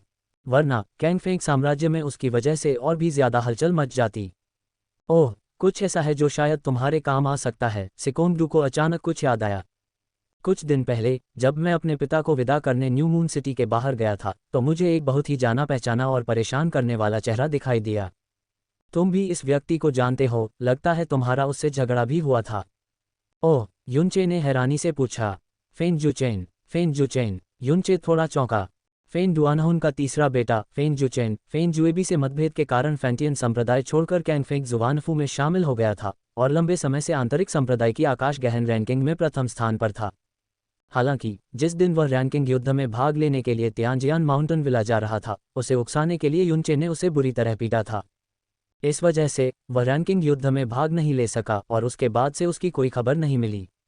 जब मैं कैंगफेंग जुवानफू से निकला था तो मुझे लगा कि वह फेन जुएबी की मृत्यु के कारण फैंटियन संप्रदाय में लौट आया है और तब से मैंने उस पर ध्यान नहीं दिया। फूशी।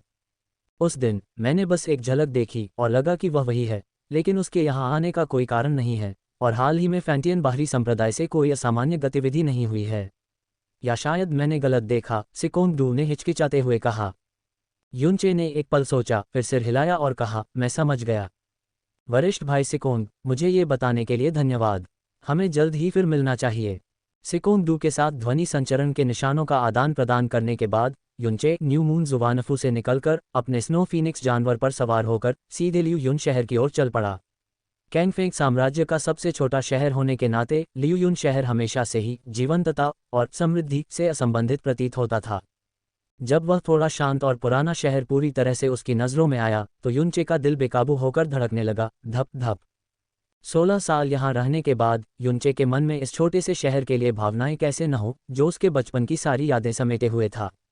लियू युन शहर उसकी नज़रों में नज़दीक और बड़ा होता गया और धीरे धीरे उसे जियाओ संप्रदाय का स्थान, साथ ही जियाओ संप्रदाय के पीछे गहरे हरे रंग का पहाड़ भी धुंधले ढंग से दिखाई देने लगा।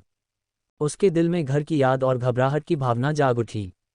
उसके मन में दो लोगों की आकृतियां अविश्वसनीय रूप से स्पष्ट दिखाई दीं। उन्हें तुरंत देखने की इच्छा किसी टूटते हुए बांध की तरह तीव्र थी। आगे देखते हुए उसकी आंखें थोड़ी धुंधली हो गईं और वह खुद से बुदबुदाए बिना नहीं रह सका, दादाजी, छोटी चाची, मैं वापस आ गया हूँ। मैं वापस आ गया हूँ। मैं अब किसी को भी आपको परेशान नहीं करने दूंगा। उभरती भावनाओं के बीच वह लियू युन शहर के नगर द्वार के ऊपर पहुंच गया था। अगर वह आगे बढ़ता रहा तो स्नो फीनिक्स जानवर निस्संदेह पूरे शहर में तहलका मचा देगा। युनचे ने स्नो फीनिक्स जानवर को एक तरफ रख दिया, शहर के द्वार के बाहर उतरा और पैदल ही परिचित मगर थोड़े अजीब लियू युन शहर में चल पड़ा। अनजाने में 3 साल बीत गए थे। इन 3 सालों के अनुभवों के बारे में अब सोचकर सचमुच एक सपना सा लगता था। उस समय उसने घृणा के साथ लियू युन शहर छोड़ा था और कसम खाई थी कि वह 3 साल के भीतर इतनी ताकत लेकर लौटेगा कि जियाओ संप्रदाय को कुचल सके, पूरे जियाओ संप्रदाय को घुटने टेकने पर मजबूर कर सके और अपने दादा और छोटी चाची से विचार चिंतन घाटी छोड़ने की विनती कर सके। और उस समय हालांकि उसने एक जहरीली शपथ ली थी, वह अच्छी तरह जानता था कि ऐसा करना कितना मुश्किल होगा। इसलिए उसने अपनी आत्म सुधार को अधिकतम करने के लिए बेतहाशा साधना की, दुश्मनों को उकसाया। उसने तब सोचा भी नहीं होगा कि 3 साल बाद उसकी ताकत सिर्फ जियाओ संप्रदाय को कुचलने से कहीं ज्यादा होगी। इस वक्त जियाओ संप्रदाय उसकी मौजूदा ताकत के सामने उसे सीधे देखने की भी योग्यता नहीं रखता था। लियू युन शहर की धरती पर चलते हुए युनचे के कदम कुछ लड़खड़ा रहे थे। हालांकि उसका दिल बेहद बेचैन था, लेकिन उसके कदम उतने तेज नहीं थे। वह सोच रहा था कि अपने दादा और छोटी चाची को देखकर उन्हें कैसे गले लगाए और उनसे क्या कहे, मुस्कुराए या रोए। लियू युन शहर की सड़कों पर लोगों की आवाजाही सामान्य थी, हर कोई जल्दी में था और किसी ने उसकी तरफ ध्यान नहीं दिया। यहाँ तक कि जब वे उसके पास से गुजरे तब भी किसी ने उसे सीधे तौर पर उस निकम्मे और मजाक का पात्र नहीं समझा जिसे 3 साल पहले लियू युन शहर से निकाल दिया गया था। युनचे गली गली चलता रहा, जियाओ संप्रदाय के और करीब पहुंचता गया। इस क्षण वह रुका, अपने सामने विशाल द्वार की ओर देखा जिस पर 2 सुनहरे अक्षर जड़े हुए थे, जिया हवेली। यह जिया किंग्युए और जिया युवानबा का घर था। एक व्यापारी परिवार होने के नाते जिया हवेली आमतौर पर व्यवसाय से सराबोर एक जीवंत माहौल से भरी रहती थी, लेकिन इस समय जिया हवेली के सामने खड़े होकर युनचे को एक ऐसी शांति का एहसास हुआ जो उसे याद नहीं थी। वह कुछ देर वहीं खड़ा रहा, आगे नहीं बढ़ा, बल्कि उसने अपनी क्यूई को नियंत्रित किया, ऊंची छलांग लगाई, दीवार फांदी और चुपचाप जिया हवेली के आंगन में उतर गया। तेज तेज तेज।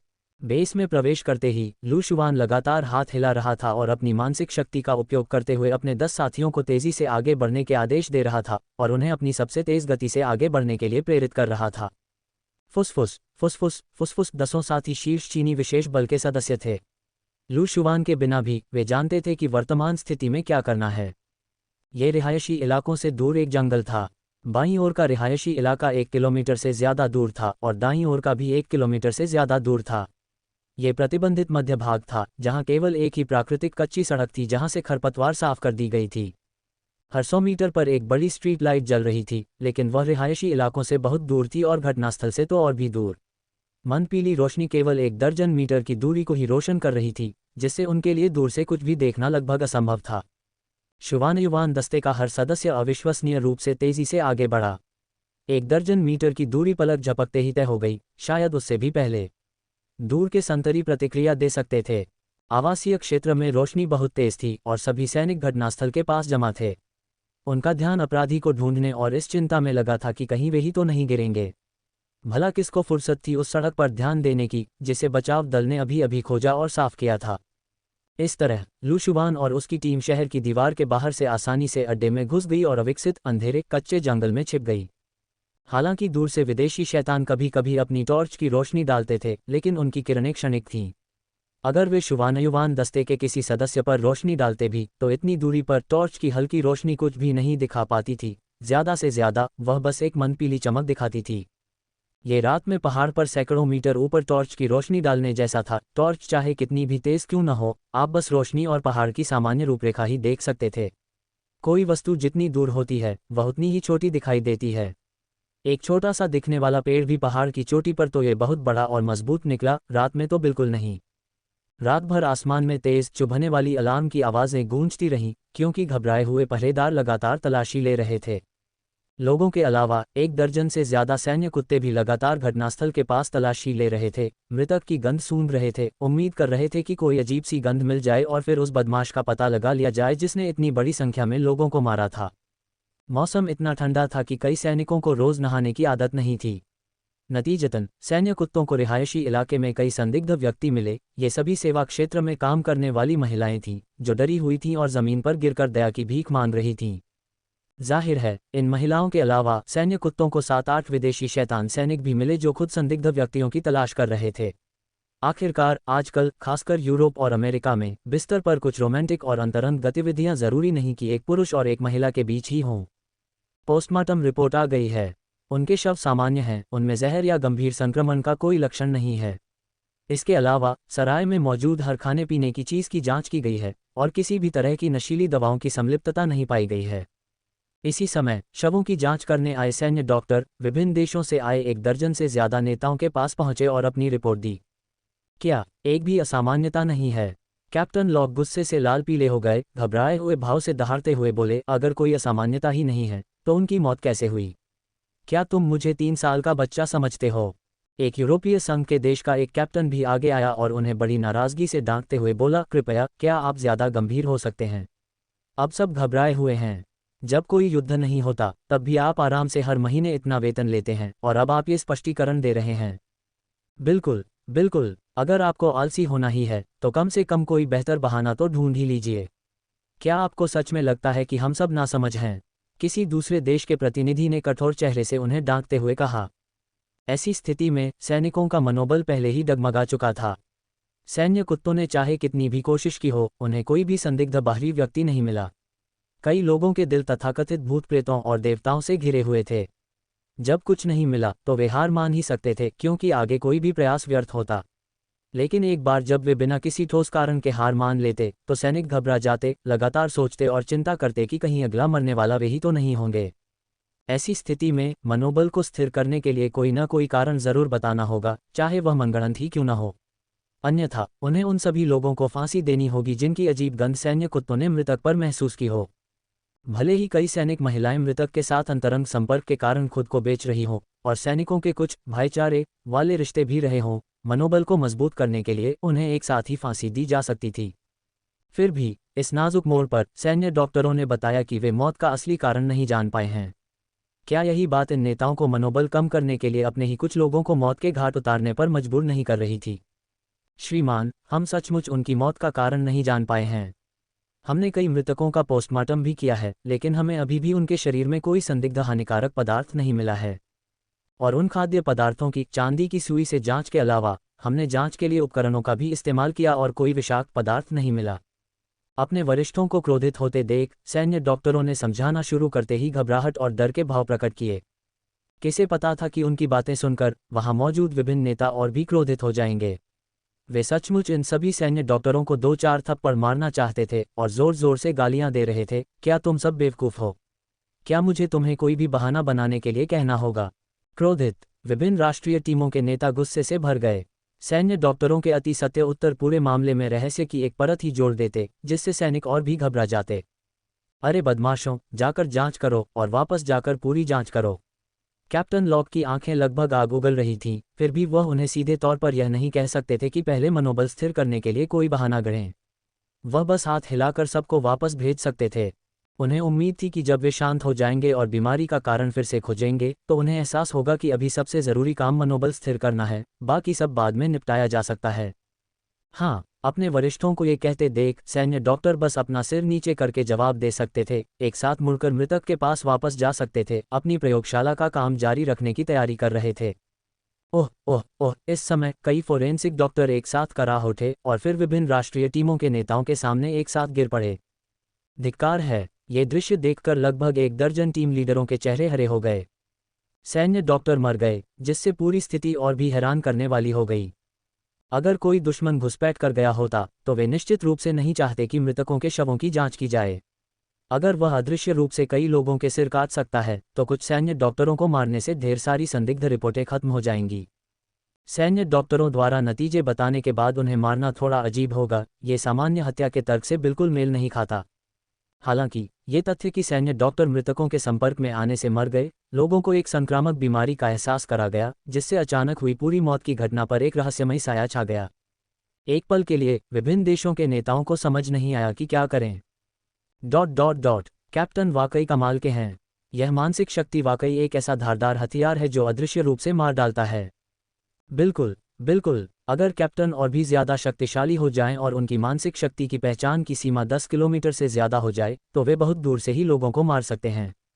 दुश्मन आसपास की हर चीज उड़ा दे तो भी कैप्टन के सिर का एक बाल भी नहीं बांट पाएंगे। हाँ, ये चाल वाकई कमाल की है। अगर हम टीम के हर सदस्य ऐसा कर पाते तो पूरी दुनिया जुवान स्क्वाड शब्द सुनते ही शायद डर के मारे अपनी पैंट गीली कर लेती। जंगल में सफलतापूर्वक छिपने के बाद जुवान स्क्वाड के सदस्य थोड़ा निश्चिंत हो गए और एक एक करके लू जुवान की तारीफ करने लगे। ये जगह अपराध स्थल से बहुत दूर थी और चूंकि यह एक अविकसित जंगल था, इसलिए वहां कोई स्ट्रीट लाइट नहीं जल रही थी और न ही कोई संतरी इस तरफ देख रहा था। आसपास की कई लाइटों का पहले ही इंतजाम कर दिया गया था, इसलिए ये काफी सुरक्षित था। आगे बढ़ते रहो, आगे ये रिहायशी इलाके बस एक संतरी चौकी हैं। पहरेदारी के अलावा यहाँ और कुछ नहीं है। लू शुआन ने और कुछ नहीं कहा, बस हाथ हिलाकर उन्हें आगे बढ़ते रहने का इशारा किया। सच कहूं तो उसने ऐसे नतीजे की उम्मीद नहीं की थी। शुरू में लू शुआन ने सोचा था कि वह अपनी मानसिक शक्ति का इस्तेमाल सिर्फ एक दो लोगों को मारकर ही उपद्रव मचा सकता है, फिर शहर की दीवार के ऊपर तक पहुंच सकता है, संतरियों से थोड़ी झड़प कर सकता है और ऊपर के कुछ संतरियों को खदेड़ने के बाद ही अंदर घुस सकता है। उसे उम्मीद नहीं थी कि वह बिना ज्यादा मेहनत किए इतनी आसानी से घुसपैठ कर पाएगा और उन्हें भी दहशत में डाल देगा। हम भागते हुए लू शुआन की समझ ने अचानक कुछ दिलचस्प महसूस किया और उसका आगे बढ़ता हुआ शरीर अनायास ही थोड़ा रुक गया। क्या हुआ कैप्टन? लू शुआन के बदलाव को देखकर हंटर ने सहज ही चिंता से पूछा। कुछ नहीं, लू शुआन ने सामान्य होने का दिखावा करते हुए हाथ हिलाया और कहा, 2 किलोमीटर दूर एक साधारण सी 3 मंजिला इमारत है। वह एक निगरानी कक्ष है जिसकी सुरक्षा 30 सैनिक करते हैं। निगरानी कक्ष में पूरे अड्डे का नक्शा जरूर होगा और मैं उसे देखने जाना चाहता हूँ। ठीक है, तो हम साथ चलेंगे। ज्यादा से ज्यादा हम उन विदेशी शैतानों से अच्छी तरह लड़ेंगे। हंटर ने अपनी सहमति जताते हुए सिर हिलाया। बाकी लोगों ने भी सिर हिलाया, ये दिखाते हुए कि वे लू शुआन के साथ चलेंगे। जरूरत नहीं, लू शुआन ने हाथ हिलाया, मैं उन दर्जनों लोगों से आसानी से निपट सकता हूँ। इसके विपरीत ज्यादा लोगों के साथ लक्ष्य बड़ा होता है और उसे ढूंढना आसान होता है। तुम इस रास्ते पर अंधेरे में आगे बढ़ते रहो, फिर छिपने के लिए कोई सुरक्षित जगह ढूंढो। मेरा काम पूरा होने के बाद मैं जल्दी से तुम्हारा पीछा करूंगा।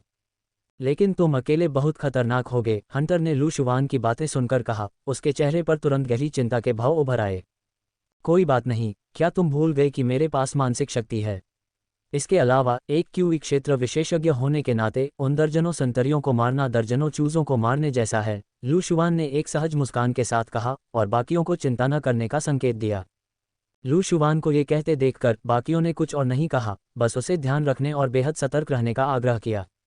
लू शुआन ने सिर हिलाया, ये दर्शाते हुए कि वह समझ गया है और टीम के सदस्यों को सावधानी से आगे बढ़ने, अपराध स्थल के आसपास से तुरंत निकल जाने और किसी भी स्थिति का सामना होने पर जल्दबाजी न करने की चेतावनी दी और उसके द्वारा संभाले जाने का इंतजार करने को कहा जब तक कि उन्हें पकड़ न लिया जाए और उन्हें युद्ध में शामिल न होना पड़े। फुसफुसाहट। सब कुछ स्पष्ट रूप से समझाने के बाद लू शुआन की आकृति चमकी और रात में गायब हो गई, तेजी से निगरानी कक्ष की ओर बढ़ गई। पहुंचने से पहले ही उसने अपनी मानसिक शक्ति से मारना शुरू कर दिया और 7-8 संतरियों के सिर कुचल दिए। कुछ हो रहा है, सावधान। अपने साथियों को गिरते देख उन्होंने सहज ही अपनी बंदूकें उठा लीं और सतर्क हो गए। 10 मिनट पहले जब बाहर एक जोरदार हंगामे के कारण पूरे बेस ने अलार्म बजाया, तब तक उन्हें पहले ही पता चल गया था कि कुछ गड़बड़ है और उन्होंने अपनी सुरक्षा तैयार कर ली थी। उन्होंने जल्दी से बल तैनात नहीं किया क्योंकि उनका मिशन निगरानी कक्ष की सुरक्षा करना था। अगर सचमुच कोई बड़ा युद्ध छिड़ जाए और बेस गिरने वाला हो, तभी वे डेटा लेकर जा सकते थे। ओह ओह ओह, कुछ और धीमी आवाज़ें सुनाई दी और जवाब में 7-8 और संतरी जमीन पर गिर पड़े। भूत। एक पल के लिए एक संतरी अपने दबे हुए डर पर काबू नहीं रख पाया और चीख पड़ा। निगरानी कक्ष के कैमरों से उन्हें पहले ही पता चल गया था कि बाहर क्या हो रहा है। उन्हें उम्मीद नहीं थी कि यहाँ घटनास्थल से दूर बेवजह मौतें होंगी।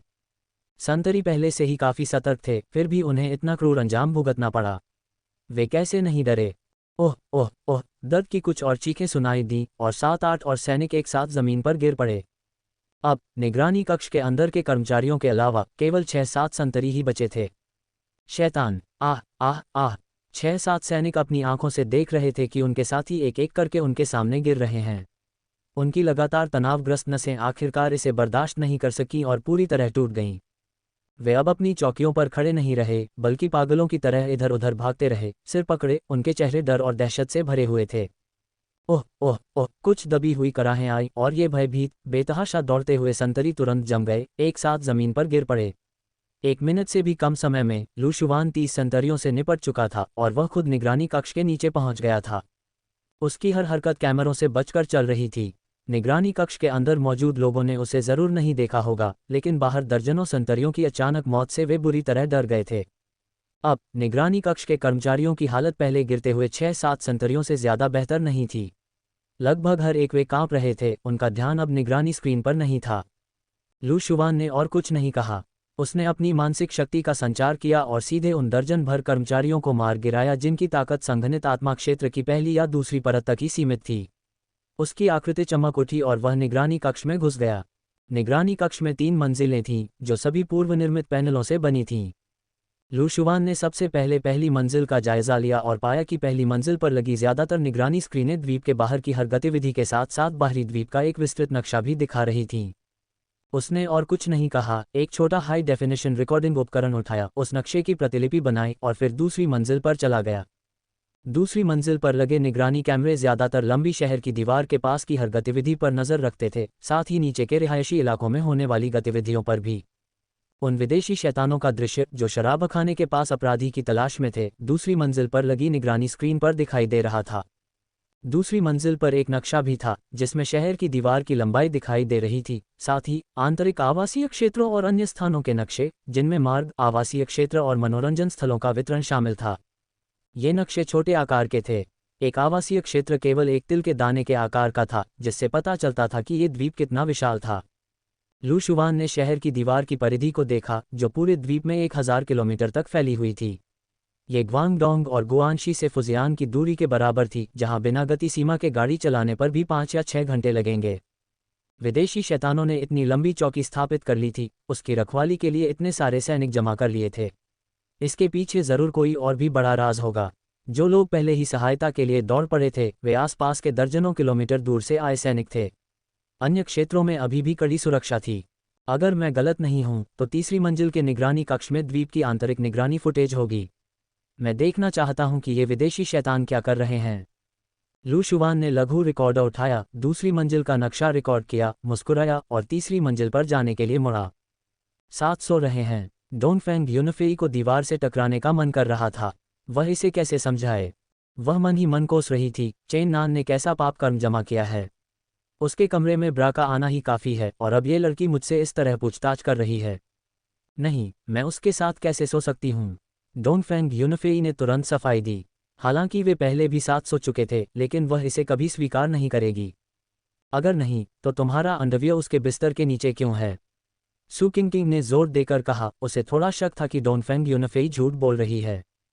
वो डोनफेंग यूनफेई को अवाक देखकर चेन नान ने जल्दी से बीच में ही कहा, बात कुछ यूं है, कुछ देर पहले सिस्टर यून के बाथरूम का वाटर हीटर खराब हो गया था और वो एक बार नहाने के लिए मेरे बाथरूम में आई थीं। उन्होंने ये फटा हुआ अंडरवियर मेरे बाथरूम में फेंक दिया। मैंने देखा कि वो उस समय पहले से ही फटा हुआ था, इसलिए मैंने उसे कूड़ेदान में फेंक दिया, लेकिन मुझे नहीं पता कि वो बिस्तर के नीचे क्यों आ गया। चेन नान की बात सुनकर डोनफेंग यूनफेई को भी प्रेरणा मिली और उसने मनगढ़ंत कहानी गढ़ी। हाँ, ये अंडरवियर मैंने उसी दिन खरीदा था। मैंने इसे पहली बार पहना था और ये मुझे फिट नहीं आया, इसलिए मैंने गुस्से में इसे फाड़कर ज़मीन पर फेंक दिया। सच में। सू किंग ने बिस्तर पर पड़े अंडरवियर को उठाया और उसे देखा। उसे अभी भी कुछ शक था। खुशकिस्मती से गोंगसुन यूरी का अंडरवियर अभी भी बिल्कुल नया था, और जब सू किंग को बताया गया कि यह नया है, तो वह कुछ भी अलग नहीं बता सकी। बिल्कुल, ये सच है। यह इतनी छोटी सी बात है, मुझे तुमसे झूठ बोलने की क्या ज़रूरत है। डोनफेंग यूनफेई ने कहा। लेकिन मुझे अभी भी लग रहा है कि कुछ ठीक नहीं है, सू किंग ने अपना सिर खुजलाते हुए बुदबुदाया। हालांकि उसे अभी भी थोड़ा शक था, लेकिन उसे कोई कारण नहीं सूझ रहा था। आखिरकार उसकी राय में डोनफेंग यूनफेई और चेन नान प्रतिद्वंदी थे, ऐसे लोग जो मिलते ही बहस कर लेते हैं। तार्किक रूप से अगर यह सच नहीं होता तो वह चेन नान को बोलने में बिल्कुल भी मदद नहीं करती। उसे क्या पता था कि डोनफांग यूनफेई ने ऐसा इसलिए कहा क्योंकि चेन नान, उस नीच और बेशर्म आदमी ने उसे झूठी शादी की धमकी दी थी। और क्या गलत है? चेन नान ने सू किंग के सिर को छुआ और मुस्कुराते हुए कहा, मैं निर्दोष हूँ। सिर्फ इसलिए बेतुके अंदाजे मत लगाओ कि तुम्हारे विचार विकृत हैं। मेरे विचार विकृत हैं। सू किंग ने अपनी आंखें चौड़ी करके अपनी नाक की ओर इशारा किया। चेन नान ने सिर हिलाया, ये सही है, वरना इतनी छोटी सी बात के लिए तुम इतनी गंदी बातें कैसे जोड़ सकती हो? सू किंग ने आंखें घुमाईं, ये सब उचित अनुमान है, ठीक है? उचित? मेरे पैर, क्या तुम्हें लगता है कि तुम शर्लक होम्स हो? चेन नान ने आह भरी, अपनी विकृत सोच मेरी पवित्र आत्मा पर मत थोपो। सू किंग बिल्कुल अवाक रह गई। चेन नान की यह बात सुनकर पता चला कि वह विकृत थी और चेन नान शुद्ध।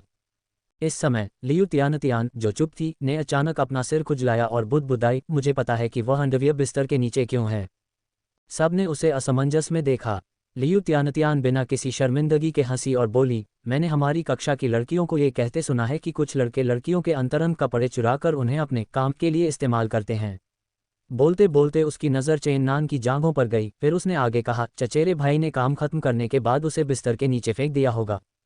सब अवाक रह गए। वे सब लियू तियान को घूरते रहे और देर तक होश में नहीं आए। समय थोड़ी देर बाद सू किंग का चेहरा लाल हो गया और उसने लियू तियान को घूरते हुए कहा, क्या बकवास कर रही हो तुम? हालांकि उसने ऐसा कहा, उसने जल्दी से अंडरवियर फेंक दिया और अनजाने में अपने हाथ कपड़ों पर पोंछ लिए। जाहिर है उसने मन ही मन लियू तियान की बात को नकारा नहीं था। डोनफेंग यूनफेई हंसी, चेन शियानान, तुम सच में इतनी गंदी नहीं हो, है ना? मैं नहीं हूँ, मैं कसम खाती हूँ कि मैं बिल्कुल नहीं हूँ। चेन नान रोना चाहती थी लेकिन उसके आंसू नहीं निकले। ये लियू तियान सचमुच बिना सोचे समझे बोल गई, कुछ भी कहने की हिम्मत नहीं जुटा पाए। उसे समझ नहीं आ रहा था कि उसे मासूम कहूँ या मोटी चमड़ी वाली। मैं पहले जाऊंगी। सू किंग का चेहरा लाल था और चेन नान की ओर उसकी निगाहें थोड़ी अजीब थीं।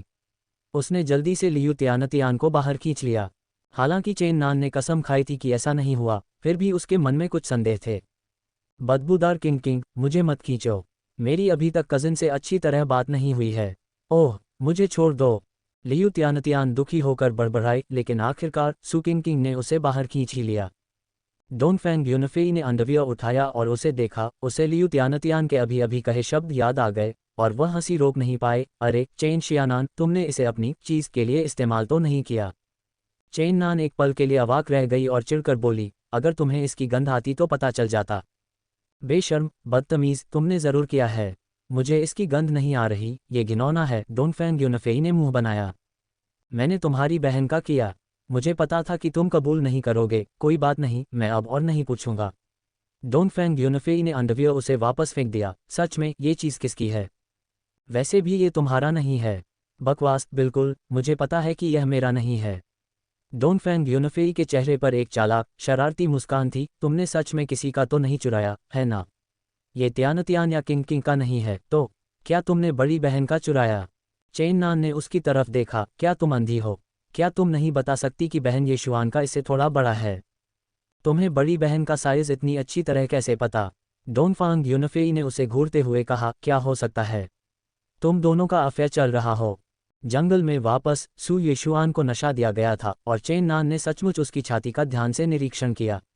क्या तुम सुअर हो? जो चीज़ ऊपर से साफ दिखाई देती है उसमें इतनी अजीब क्या बात है? तुम्हारे विचार सबसे घटिया हैं। चेन नान द्वारा बुरी तरह डांटे जाने पर डोनफांग यूनफेई ने आंखें घुमाईं। खैर, मैंने आज तुम्हारी मदद की तो तुम पर मेरा एहसान है। तुम्हें बाद में इसका बदला चुकाना होगा, समझे? कोई बात नहीं। चेन नान ने उसकी ओर देखा और पूछा, तुम चाहती हो कि मैं तुम्हारा बदला कैसे चुकाऊं? अच्छा। डोनफांग यूनफेई ने अपना सिर खुजाया और कहा, मैंने अभी तक इसके बारे में नहीं सोचा है। जब मैं बताऊंगा तो बता दूंगा, बशर्ते तुम बाद में अपनी बात से मुकरने का वादा करो। चेन नान ने चौंकते हुए आह भरी, तुमने मुझे बहुत डरा दिया। तो तुमने अभी तक इसके बारे में सोचा ही नहीं? मुझे लगा था कि तुम मुझसे शादी के लिए पूछोगी। तुम्हारा क्या मतलब है? तुम्हें बहुत डरा दिया। डोनफेंग यूनफेई ने उसे घूरते हुए कहा, तुम्हारा क्या मतलब है? क्या मैं तुम्हारे लिए काफ़ी नहीं हूँ, मैडम? तुम इतनी बदसूरत हो और मैं इतना सुंदर हूँ, जाहिर है तुम काफ़ी नहीं हो। डोनफेंग यूनफेई की आंखें चौड़ी हो गईं। कमीने, तुमने ये कहने की हिम्मत की कि मैं बदसूरत हूँ? तुम बदसूरत हो। सब तुम्हें नापसंद करते हैं, तुम्हें देखते ही फूल मुरझा जाते हैं, तुम इतनी बदसूरत हो कि स्वर्ग और लोग क्रोधित हो जाते हैं। चेन नान ने लापरवाही से आह भरी, जिससे डोंगफेंग यूनफेई क्रोधित हो गया। उसने दरवाजे की ओर इशारा किया और दहाड़ते हुए कहा, बाहर निकलो, अभी यहाँ से निकल जाओ। गुस्से में पक्षी आह भरते हुए चेन नान ब्रा लेकर कमरे से बाहर चली गई। अगली सुबह चेन नान ने स्कूल के गेट पर हान यूटिंग को देखा। जैसे ही लड़की ने उसे देखा, उसके चेहरे पर एक खुशी भरी मुस्कान आ गई। न जाने क्यों ऐसा लग रहा था कि वह खास तौर पर चेन नान का इंतजार कर रही थी। हालांकि ग्रैंडमास्टर गुनी का वुलांग के प्रति इतना सम्मान वास्तव में समझना आसान है, क्योंकि वुलांग अभी बहुत छोटा है। हालांकि ग्रैंडमास्टर गोनी भी द्वितीय श्रेणी के कीमियागर हैं, उनकी उम्र 50 से ज़्यादा है और इस जीवन में वे शायद ज़्यादा से ज़्यादा केवल तृतीय श्रेणी के कीमियागर के पद तक ही पहुंच पाएंगे।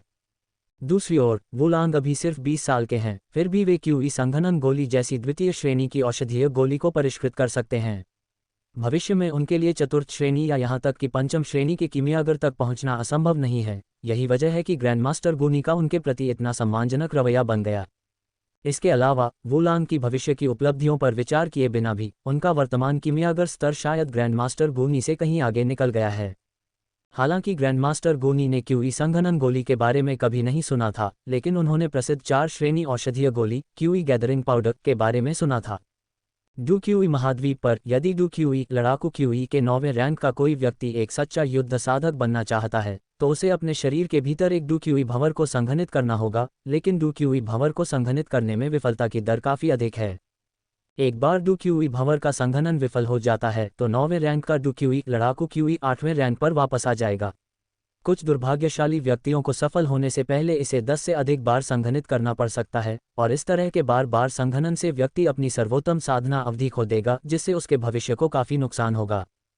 4 श्रेणी की औषधीय गोली क्यूई गैदरिंग पाउडर का प्रभाव यह है कि यह डू क्यूई लड़ाकू क्यूई 9वीं श्रेणी के लोगों को डू क्यूई भंवर को 100% सफलता के साथ संघनित करने की अनुमति देता है, लेकिन क्यूई गैदरिंग पाउडर की कीमत बहुत अधिक है। केवल कुछ बड़े परिवारों के जूनियर ही इस औषधीय गोली के रैंक का आनंद लेने के योग्य हैं। वुलैंग द्वारा परिष्कृत क्यूई संघनन गोली डू क्यूई भंवर को संघनित करने की सफलता दर को केवल 50% तक ही बढ़ा सकती है, जबकि द्वितीय श्रेणी की औषधीय गोली के रूप में इसकी कीमत क्यूई गैदरिंग पाउडर से बहुत कम है। यहाँ तक कि कुछ छोटे परिवार भी इसे खरीद सकते हैं, जिससे इसकी लागत प्रभावशीलता बहुत अधिक है। चूंकि वुलैंग क्यूई संघनन गोली जैसी औषधीय गोलियों को परिष्कृत कर सकता है, इसका मतलब है कि उसका कीमियागर स्तर द्वितीय श्रेणी के कीमियागरों में सर्वोच्च माना जाता है। यही कारण है कि ग्रैंडमास्टर गोनी ने उसके प्रति सम्मानजनक संबोधन का प्रयोग किया। अधेड़ उम्र के व्यक्ति ने सावधानी से 2 सफ़ेद जेड की बोतलें लीं और आदरपूर्वक पूछा, श्रीमान, क्या आप औषधीय गोलियों की इन 2 बोतलों की नीलामी करने की योजना बना रहे हैं? हाँ, हो सके तो मेरे लिए जल्द से जल्द नीलामी का समय तय कर दीजिए। श्रीमान, निश्चिंत रहिए, नीलामी हॉल नंबर 2 में अभी नीलामी चल रही है और आपकी औषधीय गोलियों की नीलामी बहुत जल्द हो जाएगी। अधेड़ उम्र के व्यक्ति ने कहा, फिर एक काली लोहे की प्लेट निकाली और कहा, यह नीलामी हॉल नंबर 2 का नीलामी टोकन है। अगर श्रीमान की रुचि हो तो आप वहां जाकर देख सकते हैं। वुलांग ने लापरवाही से नीलामी टोकन लिया, फिर सीधे उठकर मूल्यांकन कक्ष से बाहर निकलकर नीलामी हॉल नंबर 2 की ओर चल दिया। ग्रैंडमास्टर गोनी, मुझे आश्चर्य है कि ऐसा व्यक्ति वुतान शहर में कब आया था। क्या हमें उसकी जांच करनी चाहिए? अधेड़ उम्र के व्यक्ति ने वुलांग को जाते हुए देखकर धीमी आवाज में पूछा। ग्रैंडमास्टर गोनी ने सिर हिलाया और कहा, नहीं, किसी ऐसे कीमियागर की जल्दबाजी में जांच करना जिसकी पृष्ठभूमि अज्ञात हो आसानी से उकसावे की बात मानी जा सकती है। याफी को बाद में आकर उसकी पृष्ठभूमि की जांच करने दीजिए। तिमिया नीलामी घर में कई नीलामी हॉल हैं, जिनमें सबसे अच्छा नीलामी हॉल नंबर 1 है। हालांकि नीलामी हॉल नंबर 1 केवल तभी खुलता है जब कुछ विशेष रूप से मूल्यवान वस्तुएं दिखाई देती हैं, और उस समय नीलामी घर की मुख्य नीलामीकर्ता या फिर व्यक्तिगत रूप से नीलामी की देखरेख करती हैं। आमतौर पर जब तिमिया नीलामी घर में नीलामी होती है तो केवल नीलामी हॉल नंबर 2 और नीलामी हॉल नंबर 3 ही खोले जाते हैं। मूलतः जब क्यूई संघनन गोली जैसी अपेक्षाकृत दुर्लभ औषधीय गोलियां सामने आती थीं, तो तिमिया नीलामी घर विशेष रूप से कुछ अधिक मूल्यवान नीलामी वस्तुएं एकत्रित करता था और फिर उन सभी को नीलामी हॉल संख्या 1 में एक साथ नीलाम करता था। हालांकि वुलैंग ने इन औषधीय गोलियों की नीलामी यथाशीघ्र करने का अनुरोध किया, इसलिए नीलामी घर के कर्मचारी इन औषधीय गोलियों को केवल नीलामी हॉल संख्या 2 में ही व्यवस्थित कर सके। नीलामी हॉल संख्या 2 में नीलामीकर्ता द्वारा क्यूई संघनन गोली के प्रभावों का परिचय देने के बाद नीलामी हॉल में उपस्थित कई अतिथि इसके प्रति आकर्षित हुए। हालांकि क्यूई संघनन गोली का प्रभाव केवल युद्ध अभ्यासी श्रेणी से नीचे के साधकों पर ही पड़ता है, फिर भी उनका मूल्य वास्तव में उसी श्रेणी की औषधीय गोलियों से कहीं अधिक होता है। ऐसा इसलिए है क्योंकि जब किसी साधक की साधना अभी भी डू क्यूई लड़ाई क्यूई अवस्था में होती है तो उसकी मेरिडियन अपेक्षाकृत कमजोर होती हैं और उनके लिए सामान्य औषधीय गोलियों की प्रबल औषधीय शक्ति का सामना करना मुश्किल होता है। यही कारण है कि क्यूई संग्रहण चूर्ण एक 4 श्रेणी की औषधीय गोली है। अतिथियों की प्रतिस्पर्धी बोली के तहत क्यूई संघनन गोली अंततः 10,000 स्वर्ण मुद्राओं प्रति गोली की दर से बिकी, जबकि क्यूई संघनन गोली 50,000 स्वर्ण मुद्राओं प्रति गोली की दर से बिकी। वू लैंग के पास सीमित औषधीय सामग्री होने के कारण उन्होंने इस बार केवल 20 क्यूई संघनन गोलियां और 8 क्यूई संघनन गोलियां ही परिष्कृत कीं। टेमिया नीलामी घर के 5% कमीशन को घटाने के बाद इसका मतलब है कि वू लैंग के हाथों में अंततः पहुंचने वाले स्वर्ण मुद्राओं की राशि 570,000 होगी। क्यूई संघनन गोली को परिष्कृत करने के लिए इस्तेमाल की गई औषधीय सामग्री का मूल्य केवल 10,000 स्वर्ण मुद्राओं से थोड़ा अधिक था, इसलिए इसमें कोई आश्चर्य की बात नहीं है कि लोग कहते हैं कि कीमियागरों के पास कभी धन की कमी नहीं होती। चून की नीलामी हॉल संख्या 2 में नीलामी की सभी वस्तुएं अपेक्षाकृत साधारण थीं और सबसे मूल्यवान वस्तुएं वू लैंग द्वारा प्रदान की गई औषधीय गोलियां थीं, इसलिए उसने किसी भी चीज़ पर बोली नहीं लगाई। इसके बजाय नीलामी समाप्त होने के बाद वह मूल्यांकन कक्ष में लौट आया। जैसे ही वू लैंग मूल्यांकन कक्ष में लौटा, दोनों नौकरानियों ने तुरंत उसके लिए चाय बनाई और उसके लिए ताज़े कटे फलों की एक थाली ला दी। दा थोड़ी देर बाद दूर से तेज कदमों की आहट सुनाई दी और 2 आकृतियां दरवाज़ा खोलकर अंदर चली आईं। उनमें से एक आकृति ग्रैंड मास्टर गूनी थी, जिसे वू लैंग पहले देख चुका था, और दूसरी आकृति लाल वस्त्र पहने एक आकर्षक महिला थी। इस महिला का चेहरा जेड जैसा सुंदर था और उसकी 2 मोहक, संकरी, खूबसूरत आंखें लोमड़ी की तरह मनमोहक थीं। उसकी ऊंची पवित्र युवती की चोटी ऐसा आभास दे रही थी मानो उसके कपड़ों को चीरकर बाहर निकल आएगी, और उसकी पतली कमर पानी के सांप की तरह इतनी पतली थी कि उसे एक हाथ में पकड़ना मुश्किल था। उसके पूरे शरीर से एक मनमोहक आभा फैल रही थी, सचमुच एक दुर्लभ सौंदर्य। हालांकि वू लैंग ऐसा व्यक्ति नहीं था जिसने पहले कभी सुंदरियों को न देखा हो। उसने बस एक पल के लिए उसके शरीर की प्रशंसा की, फिर उसकी नज़र उसके सुंदर चेहरे पर पड़ी।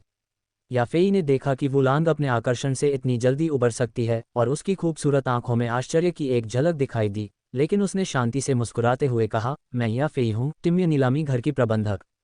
ये सज्जन अपरिचित लग रहे हैं, मुझे लगता है कि आप वुतान शहर में पहली बार आए हैं। हाँ, मैं अभी वुतान शहर पहुंची हूँ। मुझे पता था, वुतान शहर में इतनी युवा प्रतिभा कब से आ गई, मैंने उसके बारे में सुना ही नहीं। याफी ने अपनी खूबसूरत आंखें सिकुड़ते हुए मुस्कुराते हुए कहा, वैसे क्या मैं आपका सम्माननीय नाम पूछ सकती हूँ, सर? मेरा उपनाम वू है और मेरा असली नाम लैंग है। याफेई के मीठे होंठ थोड़े से खुले और उसके होठों पर एक हल्की सी मुस्कान तैर गई जब उसने कहा, तो मैं यंग मास्टर वू हूँ। क्या मैं पूछ सकती हूँ कि आपके गुरु कौन हैं? जो यंग मास्टर वू जैसी प्रतिभाशाली प्रतिभा को सिखा सकते हैं, आपके गुरु जरूर कोई बहुत शक्तिशाली कीमियागर होंगे, है ना? यंग मास्टर वू ने याफेई को अपनी सुंदरता का इस्तेमाल करके उनकी पृष्ठभूमि की बेबाकी से जांच करते देखा और उनकी तलवार जैसी भौहें थोड़ी सिकुड़ गईं जब उन्होंने कहा, क्या मुझे आपके नीलामी घर में औषधीय गोलियों की नीलामी करने से पहले अपनी पारिवारिक पृष्ठभूमि बतानी होगी? यंग मास्टर वू की बातें सुनकर याफेई ने तुरंत एक दयनीय भाव धारण किया और कहा, यंग मास्टर वू ने मुझे गलत समझा है। मैं बस थोड़ी उत्सुक थी और मुझे उम्मीद है कि यंग मास्टर मुझे माफ कर देंगे। उद्धरण चिन्ह। छोड़ो, मैं इतना छोटा नहीं हूँ। मुझे जानकारी पाने की तुम्हारी यह गोलमोल कोशिश बिल्कुल पसंद नहीं। यंग मास्टर वू ने याफी की दयनीय हालत देखी और उनका मुंह फड़क उठा। उन्होंने बेबसी से हाथ हिलाया और कहा, मेरे गुरु को मास्टर जियुवू के नाम से जाना जाता है। वे न सिर्फ 2 वेनेरेट विशेषज्ञ हैं, बल्कि 7वीं श्रेणी के कीमियागर भी हैं। याफी और ग्रैंड मास्टर गूनी के हाव भाव एक ही समय में थोड़े बदल गए। अगर यंग मास्टर वू सचमुच 2 वेनेरेट विशेषज्ञ के शिष्य थे तो उनकी पृष्ठभूमि बहुत महत्वपूर्ण होगी। यंग मास्टर वू, ये तिमिया नीलामी घर का वीआईपी कार्ड है। जब तक आपके पास यह वीआईपी कार्ड है, आपको तिमिया परिवार के किसी भी नीलामी घर में वीआईपी सुविधा मिलेगी। साथ ही नीलामी के लिए आवश्यक हैंडलिंग शुल्क 5% से घटाकर 2% कर दिया जाएगा। अपने आश्चर्य से उबरते हुए याफेई ने तुरंत एक आकर्षक मुस्कान बिखेरी और एक क्रिस्टल कार्ड निकाला जिस पर तिमिया परिवार का प्रतीक छपा था और उसे यंग मास्टर वू को दे दिया। यंग मास्टर वू के पास वास्तव में 2 वेनेरेट स्तर का कोई गुरु था या नहीं, याफेई के लिए उन्हें पूरी तरह से जीतने की पूरी कोशिश करने के लिए उनकी द्वितीय श्रेणी की रसायनज्ञ के रूप में पहचान ही पर्याप्त थी।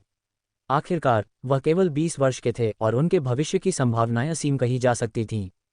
यंग मास्टर वु द्वारा वीआईपी कार्ड स्वीकार करने के कुछ ही समय बाद एक नौकरानी जल्दी से खजाना मूल्यांकन कक्ष में आए और याफेई को एक हरे सोने के सिक्के वाला बचत कार्ड दिया। यंग मास्टर वु, इसमें इस बार औषधीय गोलियों की नीलामी से प्राप्त सोने के सिक्के हैं, कृपया इसे सुरक्षित रखें। याफेई ने हरा कार्ड लिया और मुस्कुराते हुए यंग मास्टर वु को दे दिया। युवा मास्टर वु ने तुरंत याफेई से कार्ड नहीं लिया, बल्कि उन्होंने सैकड़ों औषधीय सामग्रियों वाली एक सूची निकाली और कहा, जरा रुकिए, मुझे अभी भी आपके तिमिया नीलामी घर से किसी काम में मदद चाहिए। मुझे जेब खर्च के लिए 1 लाख सोने के सिक्के दे दीजिए और बाकी बचे पैसों से इस सूची में दी गई औषधीय सामग्री खरीद लीजिए। मुझे कुछ औषधीय गोलियों को परिष्कृत करने के लिए इन औषधीय सामग्रियों की ज़रूरत है। ग्रैंड मास्टर गोनी ने युवा मास्टर वू से औषधीय सामग्रियों की सूची ली और उसे ध्यान से देखा तो पाया कि उसमें सबसे उच्च श्रेणी की औषधीय सामग्री द्वितीय श्रेणी से ज़्यादा नहीं थी। तभी उन्होंने याफेई को सिर हिलाकर इशारा किया। चूंकि युवा मास्टर वू ने ऐसा कहा है, इसलिए हमारा नीलामी घर आपको जल्द से जल्द ये सभी औषधीय सामग्रियां प्राप्त करने में ज़रूर मदद करेगा। हालांकि इन औषधीय सामग्रियों को इकट्ठा करने के बाद हम आपको कैसे सूचित करें। इस समय तक याफेई ने मन ही मन युवा मास्टर वू से दोस्ती करने का फैसला कर लिया था, इसलिए स्वाभाविक रूप से वह उनके अनुरोध को आसानी से अस्वीकार नहीं करेगी। युवा मास्टर वू ने उदासीनता से कहा, मैं इस समय जियाओ परिवार के यहाँ रह रहा हूँ। अगर आप औषधीय सामग्री इकट्ठा कर लें तो उन्हें सीधे जियाओ परिवार को भेज दीजिए। तो युवा मास्टर वू जियाओ परिवार के मेहमान हैं, निश्चिंत रहें, हम 2 दिनों के भीतर ये औषधीय सामग्री जियाओ परिवार को ज़रूर भेज देंगे।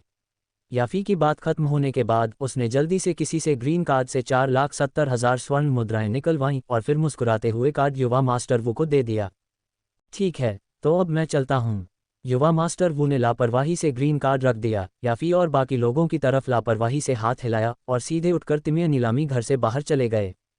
युवा मास्टर वू के खजाना मूल्यांकन कक्ष से बाहर निकलने के बाद याफी की मुस्कान थोड़ी कम हो गई और उसने कुछ जिज्ञासा से ग्रैंड मास्टर गोनी से पूछा, अंकल गोनी, क्या आप बता सकते हैं कि इन औषधीय सामग्रियों का इस्तेमाल किन औषधीय गोलियों को परिष्कृत करने के लिए किया जाता है। ग्रैंड मास्टर गोनी ने यह सुनकर सिर हिलाया और कहा, मैं नहीं बता सकता। हर औषधीय गोली में इस्तेमाल होने वाली औषधीय सामग्री की मात्रा अलग अलग होती है और इस सूची में सैकड़ों तरह की औषधीय सामग्री भी हैं।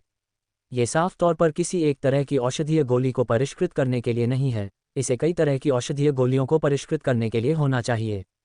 ठीक है, मैंने यूं ही पूछ लिया, लेकिन अब जब हमें पता चल गया है कि वह जियाओ परिवार में रहता है तो जानकारी के बारे में पूछताछ करना बहुत आसान हो जाएगा।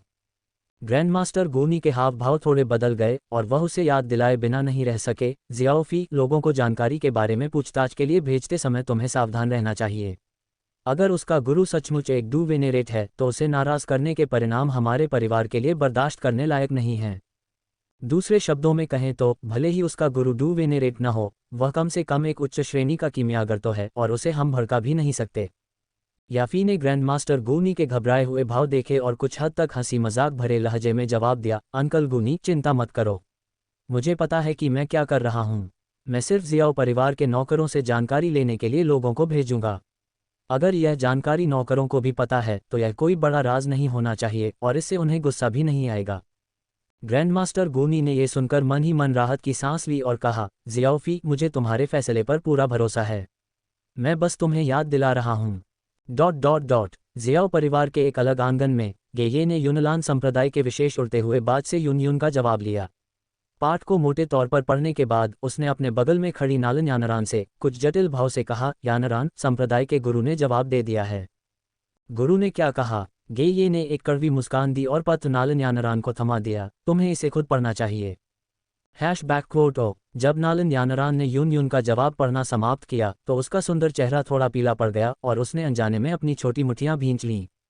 मूल रूप से यून ने नालन यानरान को जियाओ परिवार में आकर सगाई तोड़ने के लिए इसलिए राजी किया था क्योंकि वह जानती थी कि जियाओ यान अपंग हो गया है और वह अपनी शिष्या को किसी अपंग से शादी करते नहीं देखना चाहती थी। नालन यानरान और जियाओ यान के बीच एक दूसरे के लिए कोई भावनाएं थीं या नहीं, ये बात तो छोड़ ही दे, तो जीवन काल का मुद्दा ही बहुत परेशानी भरा था। नालन यानरान की प्रतिभा के साथ वह कम से कम भविष्य में डू सम्राट के स्तर तक साधना कर पाएगी, जिस समय तक उसका जीवन काल कई 100 वर्षों तक पहुंच जाएगा। हालांकि जियाओ यान की साधना हमेशा डू क्यूई युद्ध क्यूई के 3 चरणों में ही रही थी और वह ज़्यादा से ज़्यादा 100 साल तक जीवित रहेगा।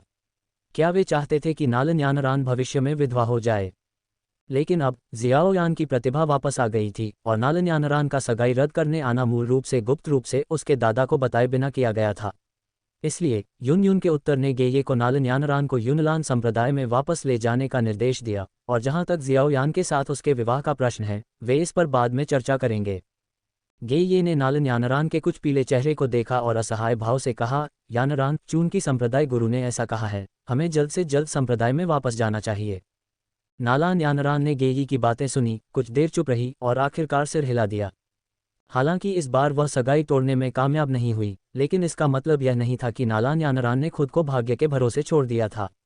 उसने शुरू में सोचा था कि युनलान संप्रदाय की शक्ति से वह इस सगाई को तोड़ सकती है, लेकिन अब ऐसा लग रहा था कि वह सिर्फ खुद पर ही भरोसा कर सकती है। अगर नालन यानरान के पास अब दो गुरु की साधना है तो अगर वह सगाई तोड़ने का फैसला करती है तो युनलान संप्रदाय के लोग उसका समर्थन जरूर करेंगे। ऐसा इसलिए था क्योंकि 15 साल की दो गुरु भविष्य में निश्चित रूप से एक महाशक्ति बन जाएगी और उसके प्रभाव से पूरा युनलान संप्रदाय पूरे महाद्वीप में प्रसिद्ध हो जाएगा। नालन यानरान ने पहले ही अपना मन बना लिया था। चून की संप्रदाय की शक्ति पर भरोसा नहीं किया जा सकता था, इसलिए वह बेतहाशा साधना करेगी। जब तक उसके पास एक दू सम्राट जैसी शक्ति थी, सगाई रद्द करना स्वाभाविक रूप से उसके हाथ फेरने जितना आसान था। खैर, नालन यानरान के दादा और जियाओयान के दादा ने उनके लिए जन्म से ही सगाई तय कर दी थी, लेकिन उन्होंने शादी की सही तारीख नहीं बताई थी। वह इसे टालने का कोई न कोई तरीका भी निकाल ही लेती। अल्पविराम। अगली सुबह गेये नालन यानरान और बाकी लोगों को लेकर जियाओ परिवार से चला गया। आखिरकार इस बार उनका मकसद सगाई रद्द करना ही था। चून की सगाई अभी रद्द नहीं हो सकती थी, इसलिए स्वाभाविक रूप से अब और रुकने की कोई ज़रूरत नहीं थी। कुल प्रमुख, कुछ बड़ा हुआ है। जैसे ही जियाओ जान और अन्य लोगों ने गेये और उसके समूह को विदा किया, जियाओ परिवार के बाजार का एक पहरेदार जियाओ जान के पास दौड़ा और जितनी जल्दी हो सके बोला, कुल प्रमुख, गैली परिवार ने एक प्रथम श्रेणी के रसायनज्ञ को आमंत्रित किया है। उन्होंने हुएचुन पाउडर नामक एक सस्ती औषधि को परिष्कृत किया है। अब बहुत से लोग हुएचुन पाउडर खरीदने के लिए गैली बाजार में इकट्ठा हुए हैं। क्या? ये सुनते ही जियाओ जान और प्रमुख बुजुर्गों के हाव भाव एक साथ बदल गए। हालांकि गैली परिवार ने अभी अभी हुएचुन पाउडर बेचना शुरू किया था, जियाओ जान और उनके प्रबंधन के अनुभव से अगर इस मामले को ठीक से नहीं संभाला गया तो जियाओ परिवार पर इसका बहुत गहरा प्रभाव पड़ेगा। अंततः घटनाक्रम जियाओ जान और उनकी उम्मीदों से ज्यादा नहीं हुआ। चूंकि हुएचुन पाउडर सस्ता और उच्च उपज वाला था, इसलिए इसकी बिक्री होते ही वुतान शहर के पास भाड़े के सैनिकों ने इसे तुरंत खरीद लिया, जिससे गैली परिवार के बाजार की लोकप्रियता में तेजी से वृद्धि हुई। पूरे वुतान शहर में लोगों का आना जाना अंततः सीमित हो गया। अगर गैली परिवार के बाजार की लोकप्रियता बहुत बढ़ जाती तो इसका असर बाकी दो परिवारों के बाजारों पर भी पड़ता। यहाँ तक कि कुछ व्यापारी जो मूल रूप से जियाओ परिवार के बाजार में व्यापार करते थे, गैली परिवार के बाजार की बढ़ती लोकप्रियता को देखते हुए अपनी दुकानें खास तौर पर गैली परिवार के बाजार में स्थानांतरित कर दीं। जब से गैली परिवार ने हुएचुन पाउडर की बड़े पैमाने पर बिक्री शुरू की, सिर्फ 3 दिनों में ही जियाओ परिवार के बाजार में लोगों की आवाजाही पहले की तुलना में 30% कम हो गई। जियाओ परिवार के बाजार से प्राप्त कर राजस्व जियाओ परिवार के महत्वपूर्ण वित्तीय स्रोतों में से एक था। बाजार के कारोबार पर पड़े असर के कारण पिछले कुछ दिनों से जियाओ जान और उनके बड़े बुजुर्गों के चेहरे पर बहुत उदासी छाई हुई थी। अल्पविराम। जियाओ परिवार के कुल प्रमुख के अध्ययन कक्ष में जियाओ जान और उनके बड़े बुजुर्ग सभी एकत्रित होकर उपायों पर चर्चा कर रहे थे। महापुरुष एक पल के लिए झिझके, फिर खुद को सुझाव दिए बिना नहीं रह सके। कुल प्रमुख, हम युवा गुरु से मदद क्यों नहीं मांगते? वह द्वितीय श्रेणी के कीमियागर हैं।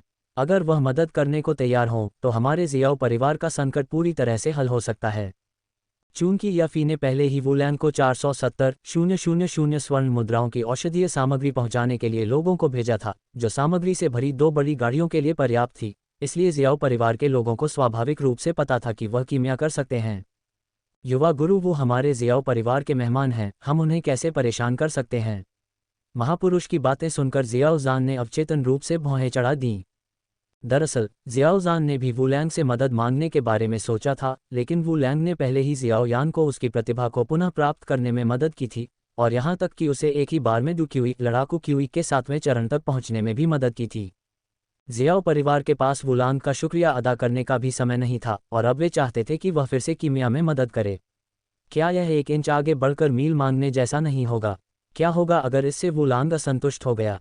क्या यह उसके लायक से ज्यादा परेशानी नहीं होगी?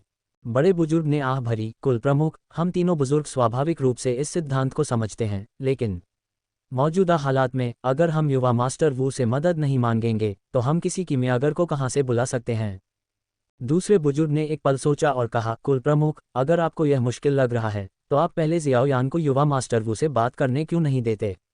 अगर युवा मास्टर वू मदद करने को तैयार नहीं है तो हम कोई और उपाय सोच सकते हैं।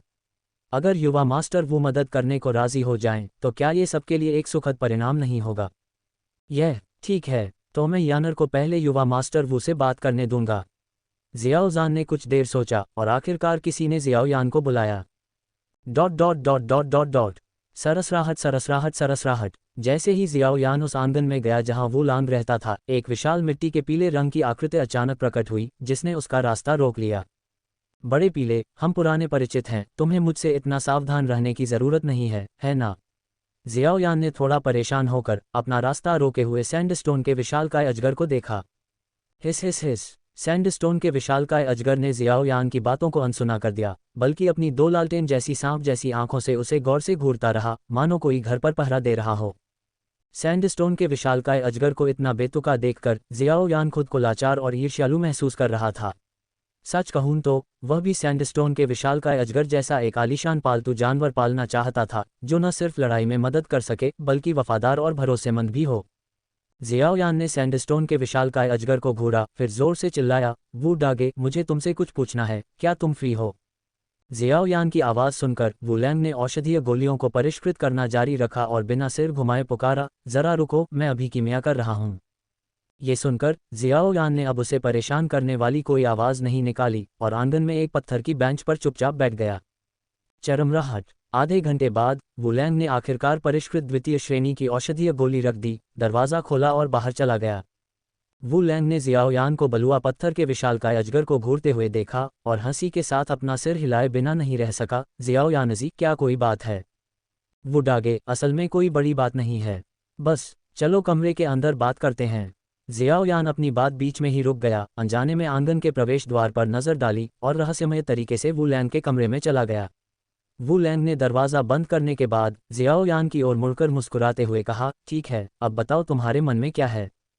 ये सब इसलिए है क्योंकि गैली परिवार अब हुएचुन पाउडर बेच रहा है, जिससे हमारे जियाओ परिवार के बाजार के कारोबार पर बहुत असर पड़ा है, इसलिए मेरे पिता तुमसे कुछ औषधियाँ परिष्कृत करने में मदद मांगना चाहते हैं। वू लैंग ने जियाओयान की बातें सुनी और बिना कुछ कहे बोल पड़ा, क्या तुम मुझसे कीमिया में मदद मांग सकती हो। जियाओयान जी, तुम मेरे साथ मजाक नहीं कर सकती है ना। तुम्हारी मदद के लिए एल्डर याओ हैं, क्या कीमिया के मामले में तुम्हें अब भी मेरी मदद की ज़रूरत है।